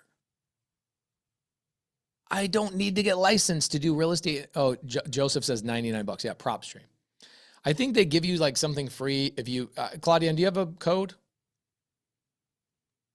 I have a code if you don't have a code. I just learned that from you. I was Okay, about to type, you can check the MLS. Didn't think we only have access to our market space. I have access to all the markets as a think about that, non-licensed. I have more access to the MLS, which is like the real estate agent's database and all the powerful tools, but my tools are better. My code is just PACE, I think, code PACE. If you guys want, have Claudia and have me come back. I'll show you guys how to use this and like how to filter this, but I'm going to give you guys a couple of filters. Okay. Have Claudia and have me come back. I'll actually show you how to use it. Okay. Okay. So I go to PropStream and I can filter. Here's what I'm looking for. I filter for expired listings. Now let's talk about the psychology. Remember, I talk about psychology of a seller a lot. A seller who just fired a real estate agent, let's say that seller's name is Bob, because that's the story I'm about to tell you. Bob fires this agent, has an uncomfortable conversation. Who does he want to talk to? Does he want to talk to another real estate agent? Well, guess what real estate agents are trained to do, Allison? Real estate agents are trained when they first join being an agent. They're trained to call expired listings and say, hey, Bob, can I sell your house for you? I know this agent over here failed, but can I sell your house for you? Do you think Bob wants to talk to another real estate agent ever? No, they're done. Now, if this does work, a lot of agents have success with this to get more listings. It does work. But here's what I do. I just call Bob up directly. And I go, hey, Bob, my name is Pace. I'm a real estate investor. I see that your agent failed. Why do I say this? I really lean in on the agent failing because the enemy of my enemy is my friend. So I play the common enemy strategy, which is, hey, Bob, saw that the agent failed to sell your house, man. You'll be glad to hear I'm not an agent. I'm actually a buyer. I'd like to give you an offer today on your home. What's the best email for you? Think they want to talk to me or an agent that's going to try and come over and give you a listing presentation? Sorry, agents. I'm going to beat all y'all asses when you guys go after expired listings. I'm calling the same exact list, but I'm calling as a buyer. Okay. So let me give you a good story and I'll wrap this up. You guys have me come back. I love talking this stuff. I could talk this all day long, but get really specific on stuff. Okay. So I've got a property. You can pull this one up. 4101 West Flower Street in Phoenix. Okay. Bob falls in love with this hot chick, okay? I wish I was lying, but it's true. Bob falls in love with a hottie. What does Bob want to do? Bob wants to move out of his house and move into this hottie's house. So Bob says, man, I'm in love with my girlfriend. I'm going to move into her house. And guess what his girlfriend's going to want him to do? Pay some rent. Pay some of them bills, bro. Bring some value, bro.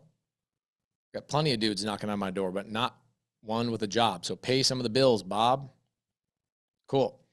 So Bob decides, you know what I'm going to do? I'm going to go sell my house. I'm going to go hire an agent named Stephanie. This is a real story.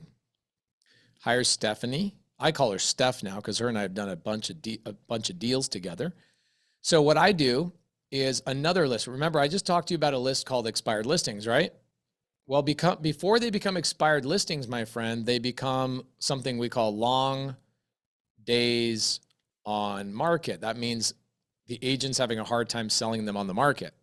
So I will, dang, Claudia, this is the first time I've seen your hair like this. This is beautiful. Gosh, damn. You got a Bob paying some bills over there? You better be bringing some value. Whatever dude you got over there better be bringing some value. Leona says, should we expire our license? Hell no, do not expire your license. Having a license is a superpower for people with that personality type. My wife is licensed. My business partners are licensed. I just am not. And I hammer home on that point so you don't feel like you have to be licensed to be successful, okay? Pace, I want to ask you something really quickly, because as you were talking about expires and you being the buyer, what happens when we don't have a Pace that wants to pound the phones? Most agents don't want to pound the phones, by the way. But let's just say you have an agent that wants to pound the phones, and they're calling as a real estate agent, but they're also saying, listen, I have an interested buyer. Would Yeah. you compensate that realtor for finding you the property? Hell yeah. Let me tell you this story about Steph, okay? Steph is the shit. And if you're an agent out there, you should be my Scottie Pippen. Okay? Some of y'all are too young to even know who Scottie Pippen is, okay?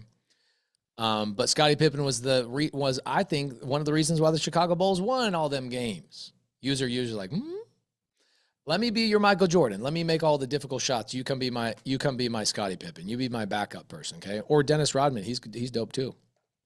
Okay. So 4101 West Flower Street. Here's what happens with me and Steph, okay? Steph has the house listed. What my team does is we actually call the agent once the agent has had the house on the market for 100 days, okay?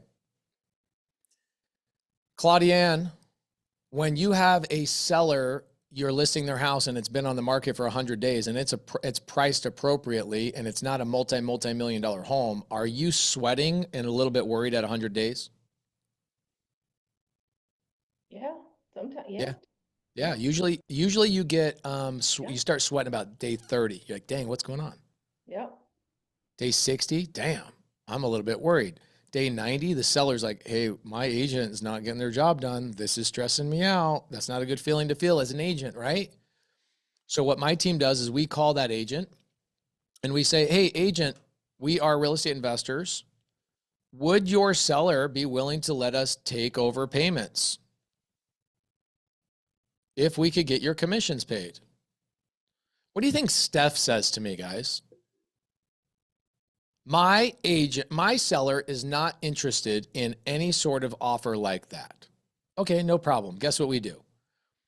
We learned a long time ago that when somebody says no, they actually meant not yet.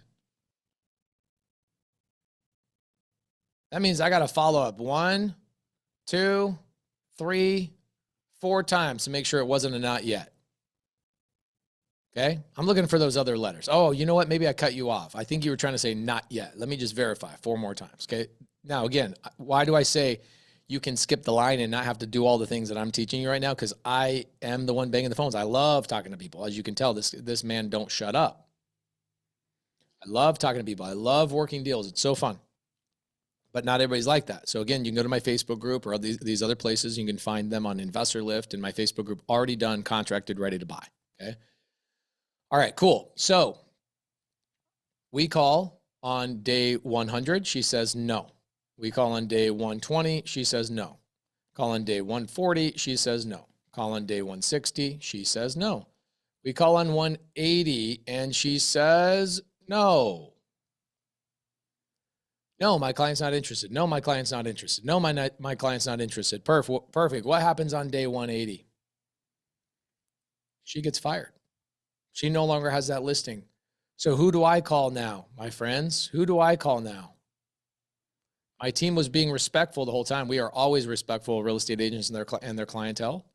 We then just call the seller directly. We say, hey, Bob, calling about 4101 West Flower Street. I'm just wondering, what did you not like about the offer we sent over to Stephanie?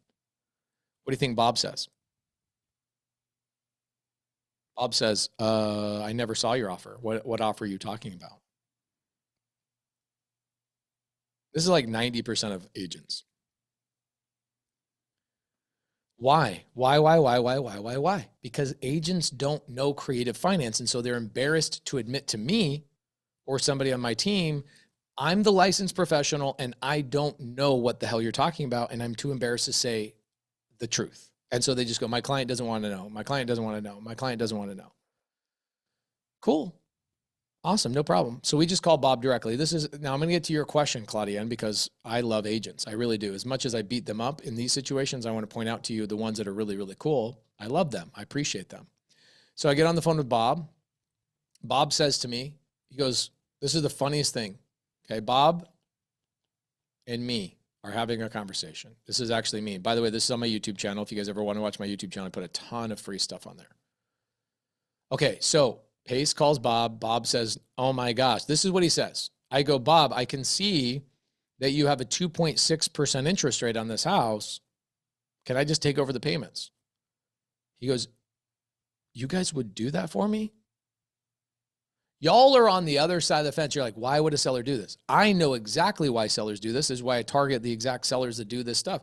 Homeboy moved out of his house, has no equity on the home, hasn't sold the house in 6 months, and the house is vacant. He's making 6 months of payments on a vacant house while he's making rent payments for this hottie bobati that he met that's got him all infatuated. How excited is Bob to be done with this house? Get it off my hands. So the house on 4101 West Flower Street, I bought it with no money, no down payment, no cash to the seller. I got a 2.6% interest rate. That's kind of a nice feeling to get a 2.6% interest rate. No credit check, no bank statements, nothing, none of that stuff. Truly none of that stuff. How do you do that, Pace? The way I do that is there's a title company. The title company does all the paperwork for us. It's getcreativetitle.com. Write that down. Even if you're left-handed, Mervin, it does work even if you're left-handed, okay? Works for right-handed people and left-handed people. Getcreativetitle.com. They'll do all the stuff for you. How does it work? Don't worry about how it works. Just go to a licensed company that does all this stuff. Getcreativetitle.com. Boom, done. Finito. Cool. So what do I do with the property? This is scary because what am I doing? This is scary for newer people. Bob has a payment on that house. It was like $1,600 a month. I got to make sure I'm going to make more than $1,600 a month. Well, I do. So I've got this house is a 4-bed, 3-bath house. What I did is I went in and I'm renting by the room. Okay. It's called, you can go to, it's actually called Split. I think just go to padsplit.com. I'm sorry. Padsplit.com is where you go. That's who rents out my properties for me. Check this out. We'll go right to the website. Padsplit.com. I don't find the tenants. I don't market to the tenants. I don't manage the tenants. I don't fill up any of the property. I don't collect the rent. I don't deal with any of the crap. I just pay Padsplit to do it for me. So we go padsplit.com. If I go to padsplit.com, you can go to find a room. Let's go to Arizona where I'm at. They are all over the country. And I can just rent a room, $200 a week. Nice houses. Look at this. Renting to this point rents for $195 a week, $194 a week. This is providing affordable housing to the marketplace, my friends. And so people get to come in and rent my houses by the room, by the week, which is awesome. And so I turned this 4-bed, 3-bath house into an 8-bed, 3-bath house. This property brings in $6,000 a month, and I have a $1,600 mortgage. So after management and other things, I'm net like $2,000 to $3,000 a month, depending on the month. No money out of pocket, 2.6% rate. I'm making $2,000 or $3,000 a month. Is it a slam dunk home run? Man, if somebody did that as their first deal, yes, they'd be like, that's the greatest thing. Within 3 months, you're like, how do I do a bigger one? Within 3 more months, how do I do a bigger one? Within 3 more months, you're like, dude, why did I ever do a single family? I should have done multifamily. The reason you do single family, IDL Consulting. I turned the living room and the dining room into bedrooms. Just threw up some walls and some drywall. Yes, we furniture the home. $800 per room. Is it wise to buy a townhome if the HOT is not paying the insurance? You mean the HOA? No. The HOA. Sabrina, get more leads. Okay. Get more leads. How do I get more leads? I see a lot of new people, what they'll do when they're out there banging the phones. The new people will typically get this disease. It's the worst disease to get in real estate. You want to hear it? It's curable though. Okay. The good thing about this disease, it's curable, and it's not with you for life. Okay. It's only a temporary disease. It's called one-itis. It's when you only focus on one lead your whole, like for 2 weeks. We've all done it. Everybody in real estate's done it. You freaking obsess over one lead and then it doesn't go anywhere. And you're, God damn it, I spent 2 months on this seller or on this thing. You got to have an abundance of leads. Okay. So again, I'll give you the formula, and I'll come back and teach you guys actually how to do this. Claudia, I'll do you a favor. So once a month, I have my community. We all pair up. I take 10 newbies and I put them on my team, and I do a live stream for a week. As you can tell, I'm a long-winded person, right? So I go, all right, a week, 2 hours a day for 7 days. Your people can just come in and watch me do it. We start with 0 leads on Sunday, and then we finish on that following Saturday. So we go 2 hours every single day. We start generating leads on Sunday.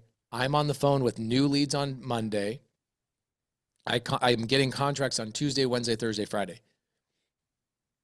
I just finished my last one. It was like 2 weeks ago, and I made 130 grand for all my newbies in like 5 days, something like that. Oh, I saw that. I saw the challenge.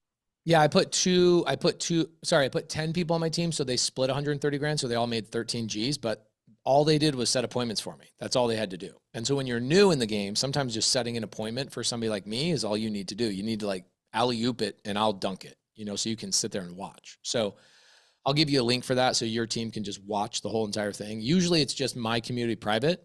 We let the first 2 days be free, and then you have to be in the community, but I'll just give you guys the full link so you can just watch us work. Text me the link, and what I'll do is offer it to my community for the people in my community.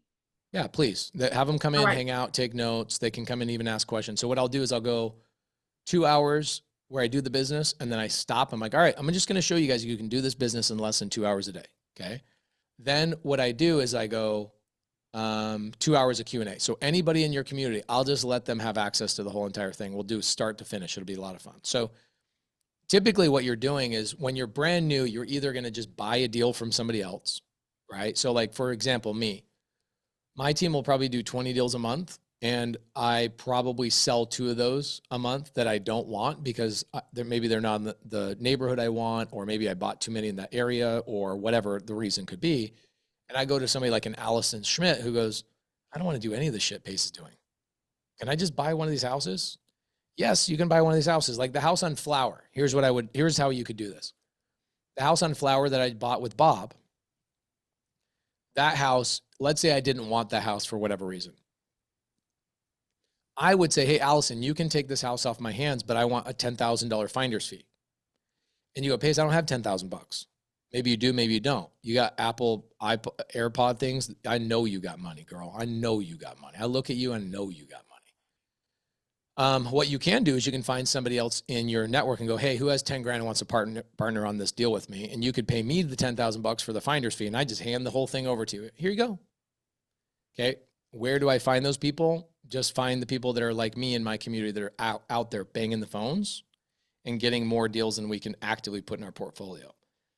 Like this year, I'll probably do 300 or 400 deals, and I won't put more than 100 in my portfolio. Some of them I flip, some of them I'll sell off to other people, et cetera. And so you find the deal finders and you either join up with them in the very beginning so you can like cut that learning curve way, way down.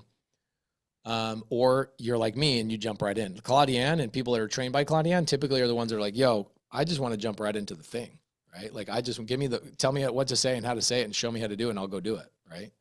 But I already showed you. Go to Crexy, go to LoopNet, go to landwatch.com, go to investorlift.com, go to my free Facebook group. There's deals already on there listed, and you don't have to go find them. Like Bob is somebody I had to go find, right? By filtering and searching and calling and doing the thing. There's so many ways to get in this business, and sometimes just going to Crexy, LoopNet, Landwatch, investorlift.com, my free Facebook group, those places are 5 really, really great places to start. Hey, Pace, real quick. I want to say 2 things. Guys, I've bought wholesale deals. I don't worry about what the wholesaler is making on the deal. Give me a second, Papa, okay? I don't worry about how much they're making. I'm looking at the numbers and I'm looking at the deal. And so I want you to know that it's okay to buy wholesale deals, guys, which is what Pace is communicating. Secondly, I want to bring up real quick, if we have a couple minutes, I want to bring up my good friend, Mayor Chris Brown. Chris, are you there? Yes, I am. How are you doing today? I'm well. Well, Chris has a host of experience in real estate. Guys, I mean, he's just a foreclosure. He's a foreclosure.com guy. So Chris, I know you had some things that you want to just mention while we're here. Take it away. I appreciate you so much. Thank you so much, Claudia, for hosting this call. And just to that pace, I've been on 3 or 4 of your other calls, but this call had a little more value for me because I learned a little bit more about what you do and what you have to offer in the Subtu community. And I literally focus on foreclosures. And a lot of times you get homeowners losing their house in a week or two, and they just need more time. And believe it or not, 78% of homes that are in foreclosure right now actually have equity. 78%. Yeah. So we're talking about over 500 houses, 500,000 houses right now today, at least have an NOD. 1.9 million homes are at least 30 days late. That means if a third of those homes become an NOD within the next 90 days, we'll have over 1 million foreclosures. With equity, this is not 2008 where people had 8% first, 11% seconds. People are defaulting at 3 and 4% interest rates. So what I'm telling you guys, there's a huge opportunity and there is no shortage. You just have to know where to go. And I'm a guy, if someone is losing their home, they're not picking up the phone. They're getting 1,000, they're getting 1,000 text messages. They're getting thousands of pieces of mail. But guess what? You have to separate yourself from everyone else by simply knocking on the door. Every 100 doors you hit, you get about 8 to 12 phone calls back, 2 to 4 deals. These people are actually losing their homes. But Pace, you have the missing piece for us to pick off. And I want to talk to you about that. You and I have kind of been going back and forth in our DMs. I think I gave just have Claudia and text us together, because I do, like with the foreclosure stuff, man. We could talk foreclosures all day long because you become, and I don't talk to like a newer audience, or I'm sorry, not newer audience. I will talk to a newer audience about foreclosure, but like people that are brand new, introduce me. I won't talk about foreclosure because it's a little bit more of a skill because you have to be a little bit of a therapist more than a real estate investor, right? Because everybody going through, and Mayor, you know all this stuff really, really well. You're a therapist, right? Helping them mitigate and go through all their stuff and their challenges. They stopped answering their phone a long time ago. Exactly. And we learned this about 7 years ago. I used to have a door knocking team until COVID happened. I was doing 20 deals or so a month, just knocking doors. The majority of people don't answer their phone, don't answer their text message. We learned 2 things. Number 1, the best note to leave on a door is a paper plate. So you literally just go, hey, I'm a concerned neighbor, want to help. My name is Pace, call me, right? Exactly. And that's exactly what I told Stormy about a week ago. I said, sometimes, you will get the information with the equity. I say, hey, my name is Chris Brown. I'm a licensed realtor here in Los Angeles, California. I see that you have roughly $80,000 in equity. I want to help you maximize that equity over the next 2 weeks. Yeah, that's really good. I don't even talk about their foreclosure because now they're going to open up to me about their foreclosure. I only talk about what they do have, the positivity. And so many people miss that gap. When you're talking to homeowners that have expired listings, you have to separate yourself from other expired listing agents or other agents by talking about what they do have. You don't need to talk negative. And I think a lot of people miss that. If someone's losing their home next week, they have a $200,000 equity, talk about the positivity. And when you open up and talk about the positivity and say, hey, you have $200,000 equity, I want to help you maximize that. Write it down, Pace. That's right. Write it down. The thing I really like is maximizing the equity. Like here's what we learned. That's really good. I learned one of the best ways I get probably half of my deals in foreclosure are me giving them a loan, actually. So what I'll do is I'll help them stay in the house a couple months longer so I can get an agent involved to list the property so they get the highest possible price. Because what they'll do, as you know really well, Chris, is they'll wait to the last freaking moment to finally make a decision. It's literally, we call them the ostrich with their head in the sand, and they have done everything. Tried to do a loan mod, maybe tried to go through a wholesaler, tried to go through a bunch of things. They fail all the way through, or they ignore everything thinking there's no way somebody's going to take my house from me. and they're so stressed out. So I go, hey, I like the maximize your equity thing. I love that idea. It's a really great idea. That's a tool that a lot of people need to have. And I just go to them and go, hey, if you're not trying to sell your house through a wholesaler or through a real estate investor and lose a lot of your equity, how about I just help you get back on your feet, get you a car, get you back on to job interviews, et cetera, and you list the property and I wait to get paid back when you sell the house because you got $200,000 in equity sitting in the house and you're just going to give it back to the bank. And that's another thing for the realtors that are on the call. You guys realize, deal with Claudia, call Claudia and, she can get through me and we can talk about it and also talk to Pace, but we could postpone that foreclosure. They're going to hand you the list. You got to understand when you're bringing a different type of value and you're actually giving them more time, that's invaluable. So instead of them filing bankruptcy, we have another way of postponing the sale. They're handing you the listing. They're handing you the Subtu deal because now you're getting them out their situation, you give them a little cash for them to go, and you can write your own ticket. And by the way, you guys, this is not 2008. Banks aren't modifying people at 3% with $300,000 in equity. What is there to modify? They're just taking it back quickly. They're acting like, oh yeah, don't worry, we'll postpone it. They're just taking it back. Outside of bankruptcy and a few other tricks, legal tricks that we can do, we can actually postpone these properties and they will hand you the deal. So I'm telling you guys, while everyone's focused on expireds, we can focus on foreclosures. Do it now. Let's not wait until the CBS or NBC or CNN says we're in a foreclosure crisis. Just do the math. Go to HUD.gov. They'll tell you 1.9 million houses are in foreclosure. So that means if a third go NOD, that's a new 700,000 we'll have in NODs at least. Yeah, I've got a guy right now. We're doing. He's got $300,000 in equity, and he's losing his house on Tuesday this week. And I'll postpone it for you. Just give me the address, as long as it's not in the list. No, I mean we do the same thing. We postpone, but we won't postpone until we get the contract, right? So exactly that's my rule of thumb. So I can help, like Claudia, we can help every agent actually get the listing, and that's an agreement. Get the listing, and with the new NAR rules, all we have is 90 days. So we really have that time, but we kind of use that as leverage with people that have that much equity. But you have to get the listing. Otherwise, you're just doing it for, well, all due respect, doing it for charity. But guess what? All of a sudden, they know an agent. They know someone that can help them after you give them 30 days. Thanks for postponing my foreclosure so I can go to somebody else. Oh, by the way, I always ask people that are losing their house, hey, you bought this house, 10 agents. Why aren't you going to one of them? And they go, well, I don't want them in my business. I said, exactly. So let me have it. We'll take it off market, off the MLS, and we'll do a Subtu deal. Or now they don't have to look crazy to their friends and family. You understand what I'm saying? So there's so many options we can do, especially when you have communities. I use that as leverage. If someone is foreclosing in a certain area and they have a bunch of listings in the area, I use that for someone that may be attracted to a listing. I'm like, hey, you have 4 foreclosures in your community. This is where we're going.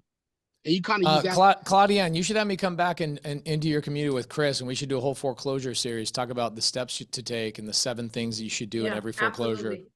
Absolutely. Thank you for that, Chris. Chris, you're the freaking man, bro. Connect us. I want to know that. I want to know this mayor. Pace, we met in Las Vegas. I'm the guy that gave you the information regarding the burying someone on your land, the way taxes. Oh yeah, I was like, who can I bury? I'm like, who can I bury on my land? That's what I was thinking. Animal. I was like, well, in California, that might work in California, but people put urns in. You guys know Donald Trump just did the same thing. So so now his whole resort is waived. Well, one of his properties is completely waived, but we'll talk about that another day. Well, Claudia, you're amazing. I got to jump on my next live, guys. Yes. Tell Claudia to come back into her community. If you guys are not in her community, join her community. I'll come back. I'll show you guys how to do it. I'm one of those showers. I'll tell you, get you excited about it, and then we'll go into her community. I'll show you how to do it. We'll do the boring stuff, make all the calls. User says, I have so many questions. Come into her community, join her community. We'll see you guys in there. We'll hang out, and we'll show you all the ways to do the thing. Hey, so I just want to say thank you. I know you got to run. Guys, he was supposed to be here for an hour. He extended his time to 2 hours. Thank you for that. Guys, if you learned one thing from Pace today, drop a number 2 in the chat box. Pace, thank you. You can exit. I know later, guys. Love you. Listen, guys, this is important. this is important. Do not leave this Zoom yet. If you are not in my community, you must be in the community. Guys, if you think Pace just showed us something, guys, listen. If you believe that Pace just showed you something, I see a lot of tools being dropped. I see a lot of tools being dropped. Amari, if you could drop the link to my community, there's a discounted rate. We are going to bring people like Pace. We're going to be bringing Pace back. We're going to be bringing all kind of people back. That is one way to literally increase. And I'd say, you know what? I'm getting text messages on the side. And I'm thinking to myself, yeah, I've done these deals. I have personally done these types of deals. And because my focus was not on them, I was not focused, I would just do them as they came. But just imagine if you were trying to really create passive income, if you were really trying to accelerate wealth, guys, this would literally be the way. So I want to thank Mayor Chris. That's the coolest mayor I know. Y'all saw him with his Adidas jacket on. He is the coolest mayor I know, all about health and wealth. My good friend, Coach Stormy.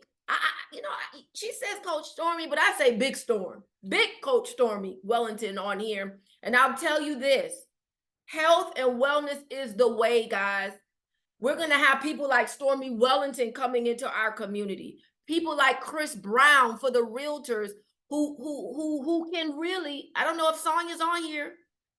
She's like my foreclosure queen. She does nothing but call foreclosures all day. What if Sonya could call and say, hey, I'm a real estate agent and I have a buyer who's looking to literally write you an offer right now. And then she's able to connect with Pace Morby. She's able to connect with Claudia Hibbert-Smith. She's able to connect with Stormy Wellington, who has the ability to go in and buy now. And she'll still, and that's what, and I want y'all to catch that, because Pace Morby, and he's right. I can't pay some of my team to make phone calls. Y'all make excuses. Oh, I call 5 people. You can't just call 5 people. You got to call 100 people a day. You got to make the phone call. Y'all type that down. Make the phone call. You can't start on Monday and say, I'm going to do this every Monday. That's not how it works. You got to call Monday, Tuesday, and then watch when Friday hit. Y'all ain't going to, you might, oh no, I'm spending time with my children on Saturday and Sunday. My son is on here. Amari is on here.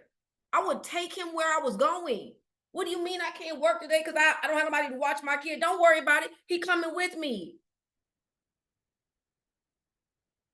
Sometimes you got to give up a little to gain a lot, if that's what you want to do. I can't pay some of y'all to call. But guess what? That's okay. Sonya's calling. Claudianne's calling. Chris is calling. Big Storm called me last week and said, I got 3 properties. Chris sent them to me. This is some real, I can't make this up. She said, yeah, I'll go knock on the doors. I said, Stormy, you going to do what? She said, come on. We're going to knock on the door. And she was not playing. I know when she means what she is saying. I know how to decipher what's the fluff and I don't even know if she even does any fluff. There's some real stuff. And what did we do? I drove by the house 3 times, knocked on the door, walked around. And then I called my office. I said, this house looks abandoned. That's even better. There's no emotional attachment to the house. Get the phone number out of our system so I can call the seller. It's not by coincidence that they're here. We know who Pace Morby is. He's a beast. Y'all, we paid $50,000 to be in that mastermind in the Bahamas. If I do one deal, because I now met Pace at that, I have to accredit that similar, that mastermind, to this fourth relationship that I was invited to. Watch this. I was invited to by my friend, Coach Stormy Wellington. She didn't go on the live and say, everybody be here. She sent me a personal text and said, I'm going to be here. Do you want to come? And then I was going to pay the 20, it was two entryways, 25,000 and 50,000. I don't know if Coach Stormy's still on here. She's still on here. I'm not making this up, y'all. This is not made up. She's not.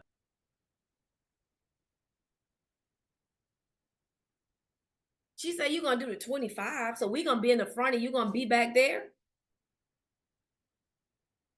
I said, okay, I'm going to pay the 50,000. But I got to meet Pace, because guess where Pace was sitting? At my table. Pace was sitting at my table. So if I do one deal, would y'all say that I got my money back? Yes. So you got to leverage community. You must.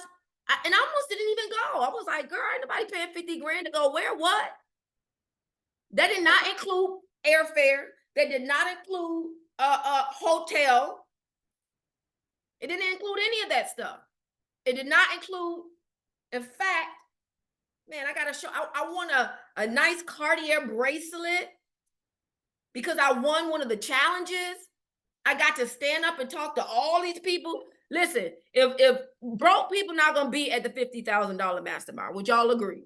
I'm not taking my last 50,000 like and go. Well, maybe I would, but y'all get what I'm saying. There were no broke people in the place. There was no broke people in the space. Do y'all hear what I'm talking about? So listen, first of all, I just want to say this. I have a community that you can come to every Wednesday for free. And I want to write it here for all my realtors. And let me tell you why I hone in on realtors. One, I'm a realtor myself, but I'm also an investor. And I want y'all to know you're just as good as your last deal. You are just as good as your last deal. You are just as good as your last deal. That means that for you to generate money, income, you must be closing deals. The average realtor does 5 to 7 deals a year. The average realtor does 5 to 7 deals a year. That is very low and very low vibrational. Like Coach Stormy would say, that's low vibration. That vibration over there is too low. Okay? Why? Because I want you to generate additional income that comes to you when you are literally sleeping. When you are literally sleeping. Now, I've been on Crexy for as long as Crexy been known to us, right? It's a new system. CoStar with it, now Crexy. I did not even realize or have the thought to put in seller's financing. I learned something today. I learned something today. So definitely get into the system. Definitely join the community. Tomorrow at the 10X building, I'm going to be hosting an in-person business planning meeting. Why? Because you should be planning now what you're going to accomplish in 2025. You need to be planning now for what you are going to be accomplishing in 2025. I'll tell you right now, what you do in this 90-day period is going to reflect in January. Let me tell you something. My son and I, my family, but Pace already told y'all. Sorry, Mari. Amari's life was nothing like mine. Amari's life was nothing like mine. But you see how he's on his Zoom? He could be playing basketball. He could be doing what he needs to do. But what we're about to create, guys, is going to be huge.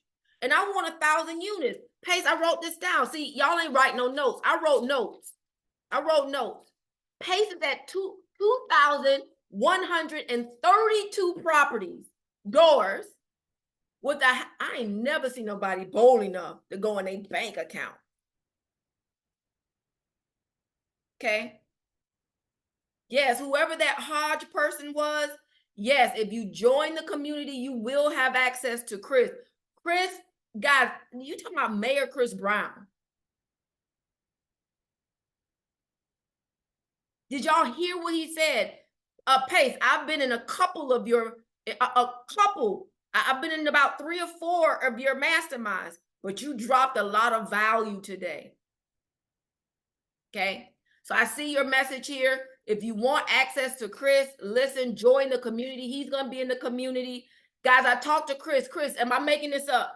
I talked to Chris about 3 or 4 years ago.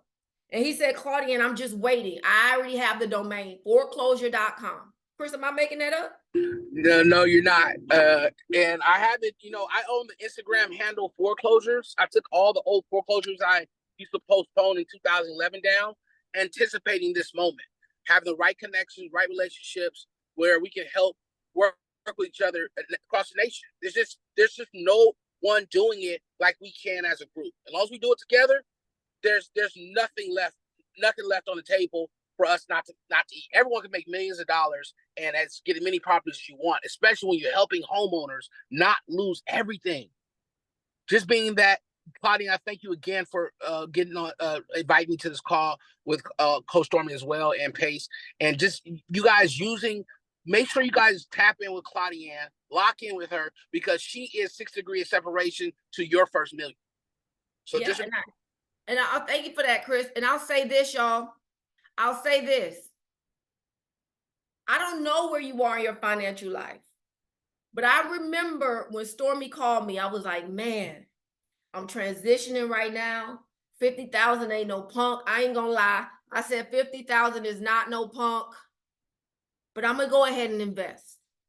I want to be around other like-minded people. And what happens here, guys, is that when I get into these masterminds, I'm now going to learn the information.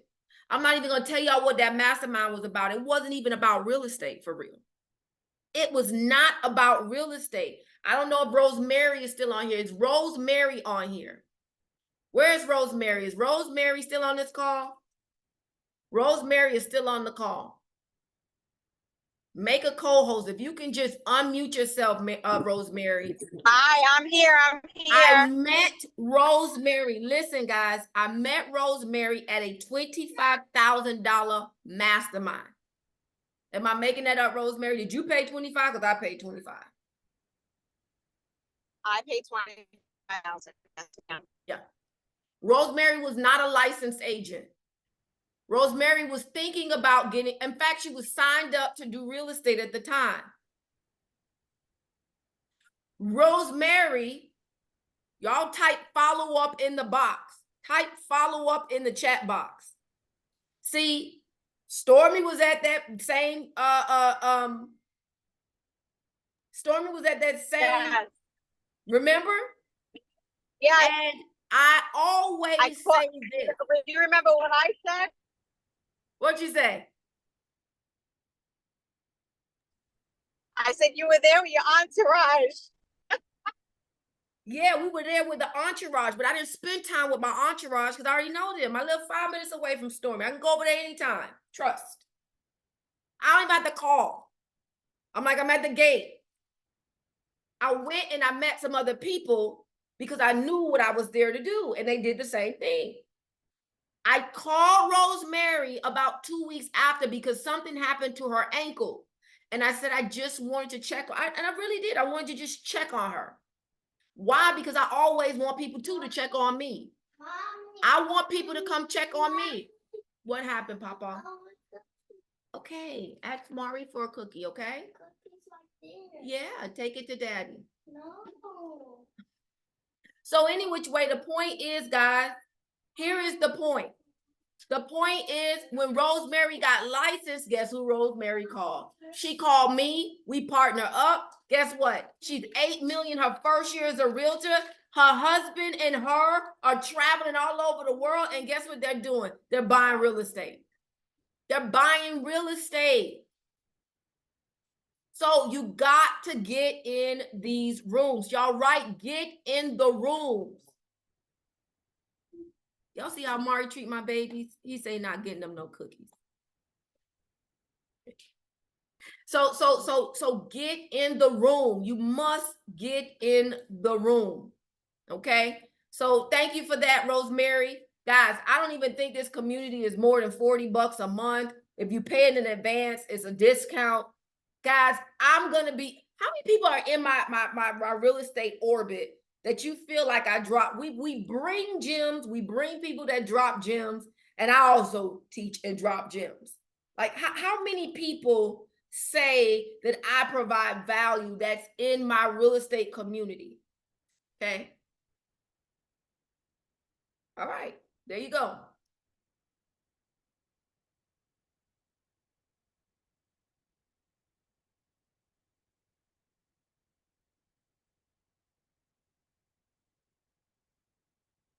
Okay.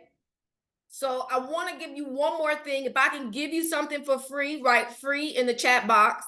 Write free in the chat box. When you've gotten into the community, drop community. If you already registered for the community, drop community in the chat box. Write community. If you've already registered to become a part of my community, drop the word community in the chat box. I'm telling you, I do nonprofit, y'all. My husband and I got a $450,000 grant towards buying our commercial building. We're going to be teaching that. If you've joined my community, right community, I want to give y'all one more thing for free, but I got to find it. I want to give it to you free. If you're ready to master plan, if you are ready to master plan and plan your life and your increase in 2025, in 2025. All right, I'm going to drop this link right here. I'm going to drop this link. This is free. It is on Zoom and in person. If you are coming, real estate expansion.info, boom. Great. All right, if you want to plan with us, okay, if you want to plan with us, I don't even care if you're not a realtor. If you want to plan with us and you want to look at investment properties, you want to have 100 doors by the end of 2025, this business planning session is for you. That's tomorrow and it's free. You can jump on Zoom or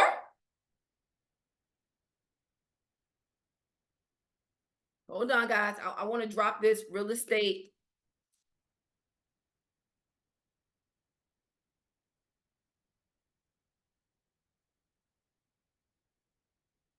Boom, right there. Guys, that is going to be free. You can join. I've already joined. I've already sent you my, in fact, I'll do one too for you. Can I give y'all something else for free? Can I give y'all something else for free? I'm going to give y'all something else for free. Hold on. Let me get to it. Let me get to it. Let me get to it. Let me get to it.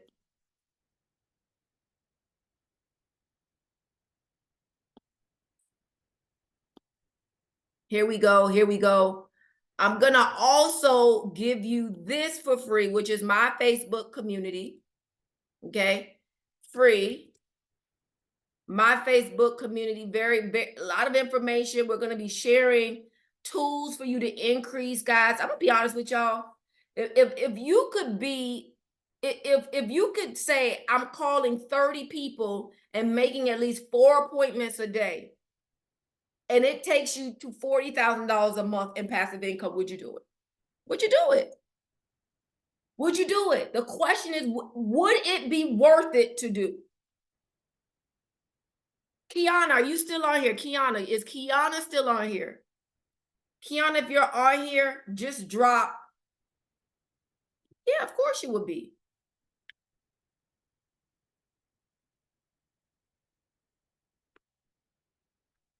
Nope, I don't see Kiana on here, but all she does, she's probably off because she's gone to call on Sunday. Because Sunday is a day that people do some work. Mari, what you say? Kiana's on here. All right, can we unmute her and bring her to the top?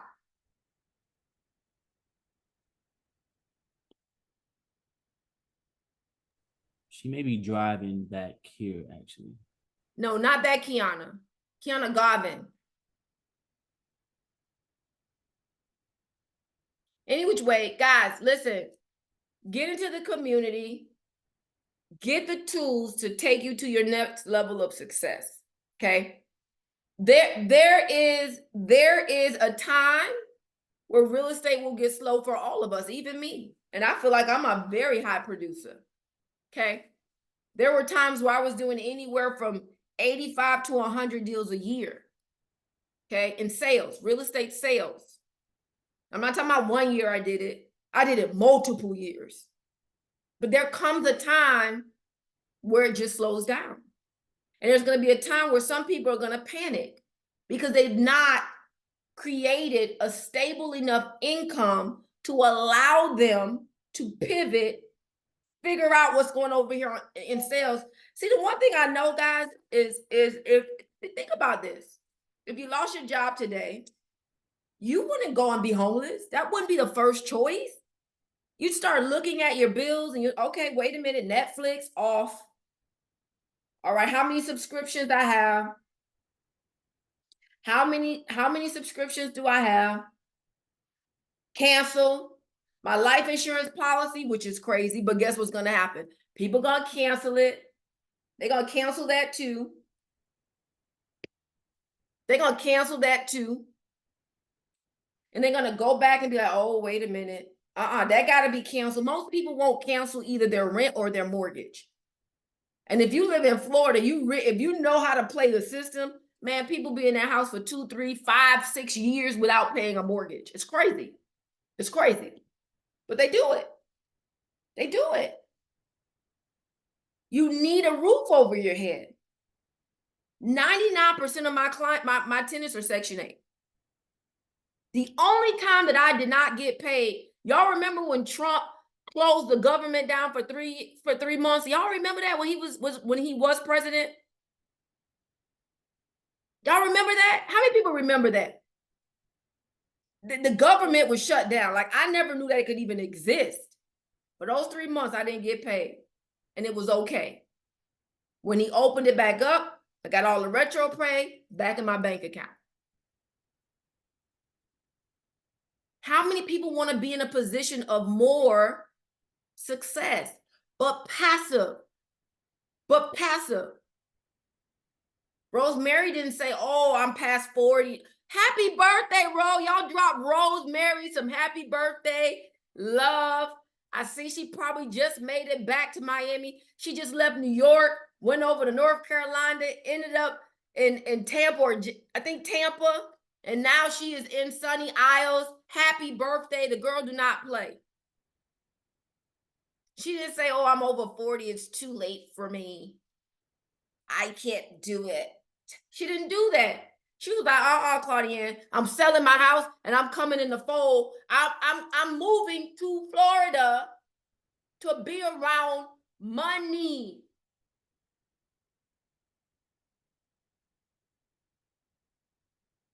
So if you want to see me roll and all the successful people, we're going to business plan tomorrow. We're going to business plan tomorrow. So you definitely need to be in the building. I gave you my Facebook. I'm going to drop it again, guys, as we close. We're going to be coming to a close. If you've already joined the community, go ahead and drop community. I want to see who's actively coming into the community. Donna, I did not forget about you. I am going to get you that agent that you need. Okay. If you want to be in the business plan, it's virtual. But if you are in Miami and you're not going to be in the 10X building with all that energy, you sleep. And I call it the 10-0. It's a 10.0 business planning. Somebody texted me and said, well, what does 10-0 mean? Perfection. Perfection. And that's free, in person. Ain't no telling who's going to come by in the 10X building. Some things have happened in the past. People have shown up. I'm not going to tell you who, because I don't know. But there are times when the people that we don't expect to show up shows up and then just start dropping gems. Guys, so as we close, if you have joined the community, just type community in the chat box. I'm going to drop the link one more time because I want you guys to see what is happening here. Okay? I want you guys, listen, I did a big call with Chase. No, I didn't. With Axe Agent, iAgent, and Wells Fargo last week. You see what Alvin, you was in the class. Alvin traveled from Georgia to be in the space. We did not have Grant Cardone as a speaker. We didn't. First of all, I can't even afford Grant Cardone as I really can't even afford Pace.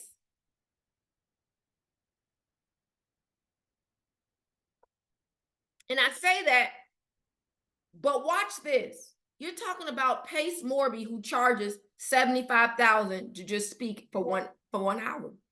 How many hours was he here today? How many hours was he here today? Why? Because we're leveraging relationships. We didn't know Grant was gonna walk by and be like, well, what's going on in here? Well, let me drop y'all some gems.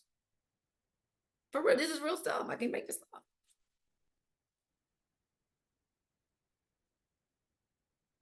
So we're trying to organize for tomorrow. What does that say? Anybody see what that says? Who does that say?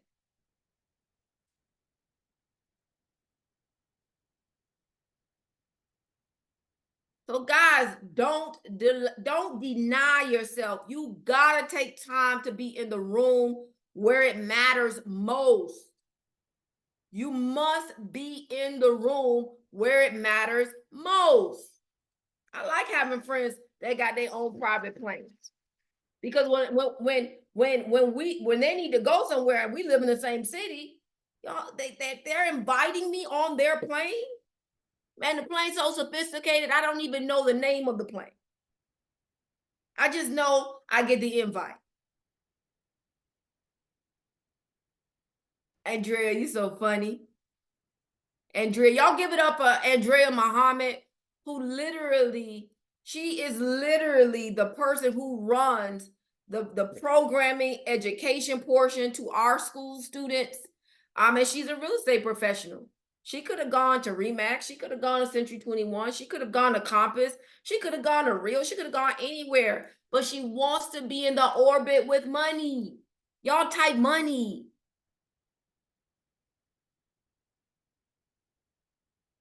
Money. Then I met Mr. Mervyn Jean here. His father-in-law, I met him. I was at my kids' school, and his father-in-law is giving us tools for parents to use. And I hear his daughter stopped going to college because they want to be real estate investors. And I'm like, well, who are they? I need to know who they are. He's so proud of them. And then I say, well, I don't get the Instagram for him because I know he's not on Instagram. So I go to the other young lady and I said, well, give me their Instagram. I want to know who they are. Now they showed up. I don't really know them yet, but I did inbox him. Say, hey, I just heard about you guys. I love what you're doing. I wasn't fluffing. I love what they're doing. Mr. Mervyn, did you learn something here today?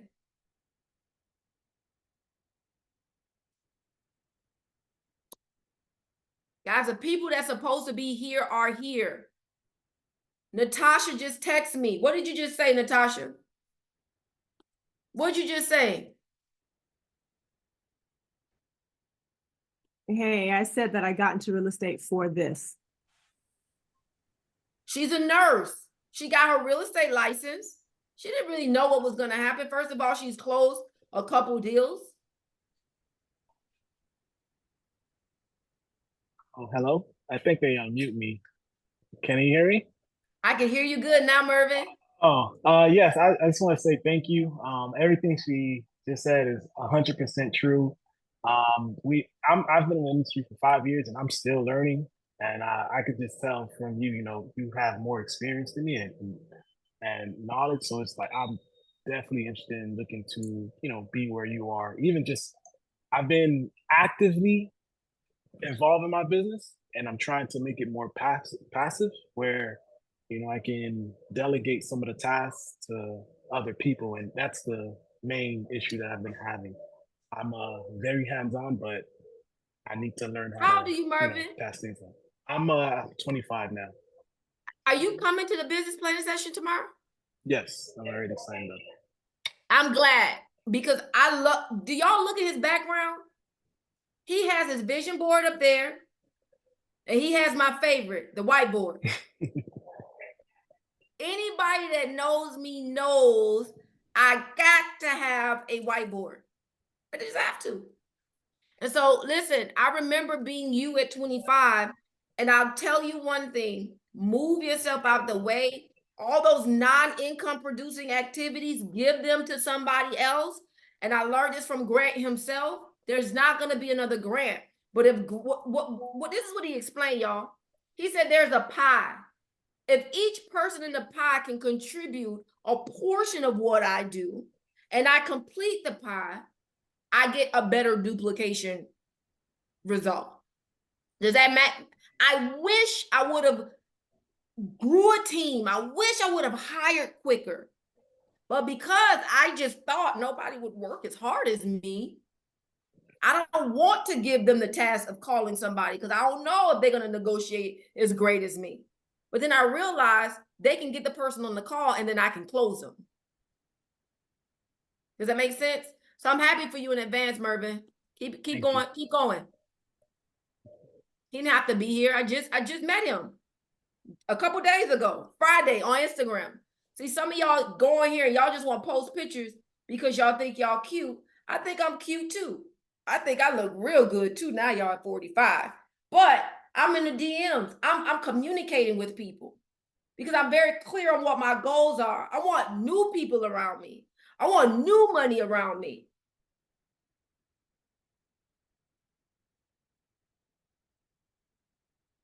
So guys, just one more time, and then we're going to close this out in 2 minutes. 2 minutes. Does anybody want to share in 30 seconds, 15 to 30 seconds of what they learned today? Like, what would be life-changing for you today? What would be life? You could just, in fact, I think I muted y'all out because y'all didn't know how to behave while Pace was on here. So I'll allow y'all to unmute yourselves. Now you can unmute yourselves. If you learn one thing and you just want to share something that you're going to immediately implement, I don't care that you're a realtor. You could be calling, and this is how I used to call back when I started. Hi, Mr. and Mrs. Seller. Yeah, this is Claudia and Hibbert. I'm a real estate agent with the Kai's company. I'm just calling homeowners today because I have a few buyers. Hear it out. I have a few buyers that would love to buy in your community. Now it's not a lot. Do you have, Rosemary and her husband are investors. Pace will fund the deal. Claudianne will buy the deal. Chris will buy the deal. I've done a lot of wholesale stuff. And when I see that the agent is making, or the person making 30,000, I'll be like, oh, I could have did it myself. I didn't put the work in. I didn't make the phone calls. Go ahead, Mervin. One thing I've learned was the expired calling. I'm an agent and an investor myself, but oh man, my iPad about to die. But just calling in a different way. I would normally call, hey, I'm an agent. I'm trying to sell your house, blah blah blah blah. But calling in another method of, hey, I'm actually a buyer, because I do buy for myself. I fix and flip. So it's like that's a whole nother mindset that I have to when calling them, to put myself in. So that's my one. It's many other I learned, but that's like the main thing that. Wow, y'all dropping some fires. Anybody else want to come up, tell us if they learned anything today?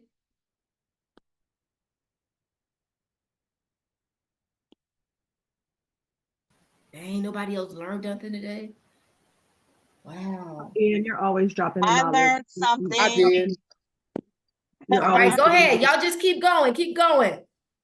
You're dropping the So I've knowledge, been you're always on giving the LoopNet for resources. so long, but that one piece that he said, like you said, I didn't never know to actually go in the filter and put owner financing in the little filter. So now I'm actually going to be taking action, and I'm going to put owner financing, because I'm sure to find something with all the other knowledge that I have with the being in the real estate club with Grant, and just doing what, some of the information I already know. That was like big to me, huge. So I'm taking action like today. Exactly. She's a retiree. Gosh, don't she look good? I don't even, when you tell people you retired, they be like, from what? Did you start when you was 12? And now she's become an investor. She's become an investor, guys. So she could be calling for herself probably. And the deals that are large, guess what? She got to worry about coming up with 20% because Paige just showed us the way. Paige just showed us the way. Who's next? You're always dropping the knowledge, always giving us the resources, but to actually have somebody to literally go to and fund the deals and find them and get it executed. Crazy information. Wow. Wow. This is our nurse, guys, who's been a nurse for probably decades now. Real estate agent, investor. Like, okay, we know she's not gonna do 100 deals a year. But she's gonna set her goals. Those are gonna be her goals. All right. And she's killing it. The truth is she's killing it. Who's next? Me? You can hear me? Hey, user. Oh, it got me as user. This is Charlie Sells the City. Hey. But yes, so I've learned because I was in a little bit of time crunch not too long ago, where I was like, I needed to find somebody to rent my property, and I couldn't find nobody that was like, oh, it's too high, this and that. But then if I had something like padsplit.com, I was like, dang, I could have just rent out the rooms individually had I known about it. Thankfully, I'm not in that space now, but I know for next time, if I'm ever in a crunch, I could utilize that. Yep, guys. If you missed my seminar a couple weeks ago, actually, Pace was supposed to be on that Sunday, and I screwed up the date. And I was like, oh my God, where is Pace? And I looked, I was like, oh, he said October 20th.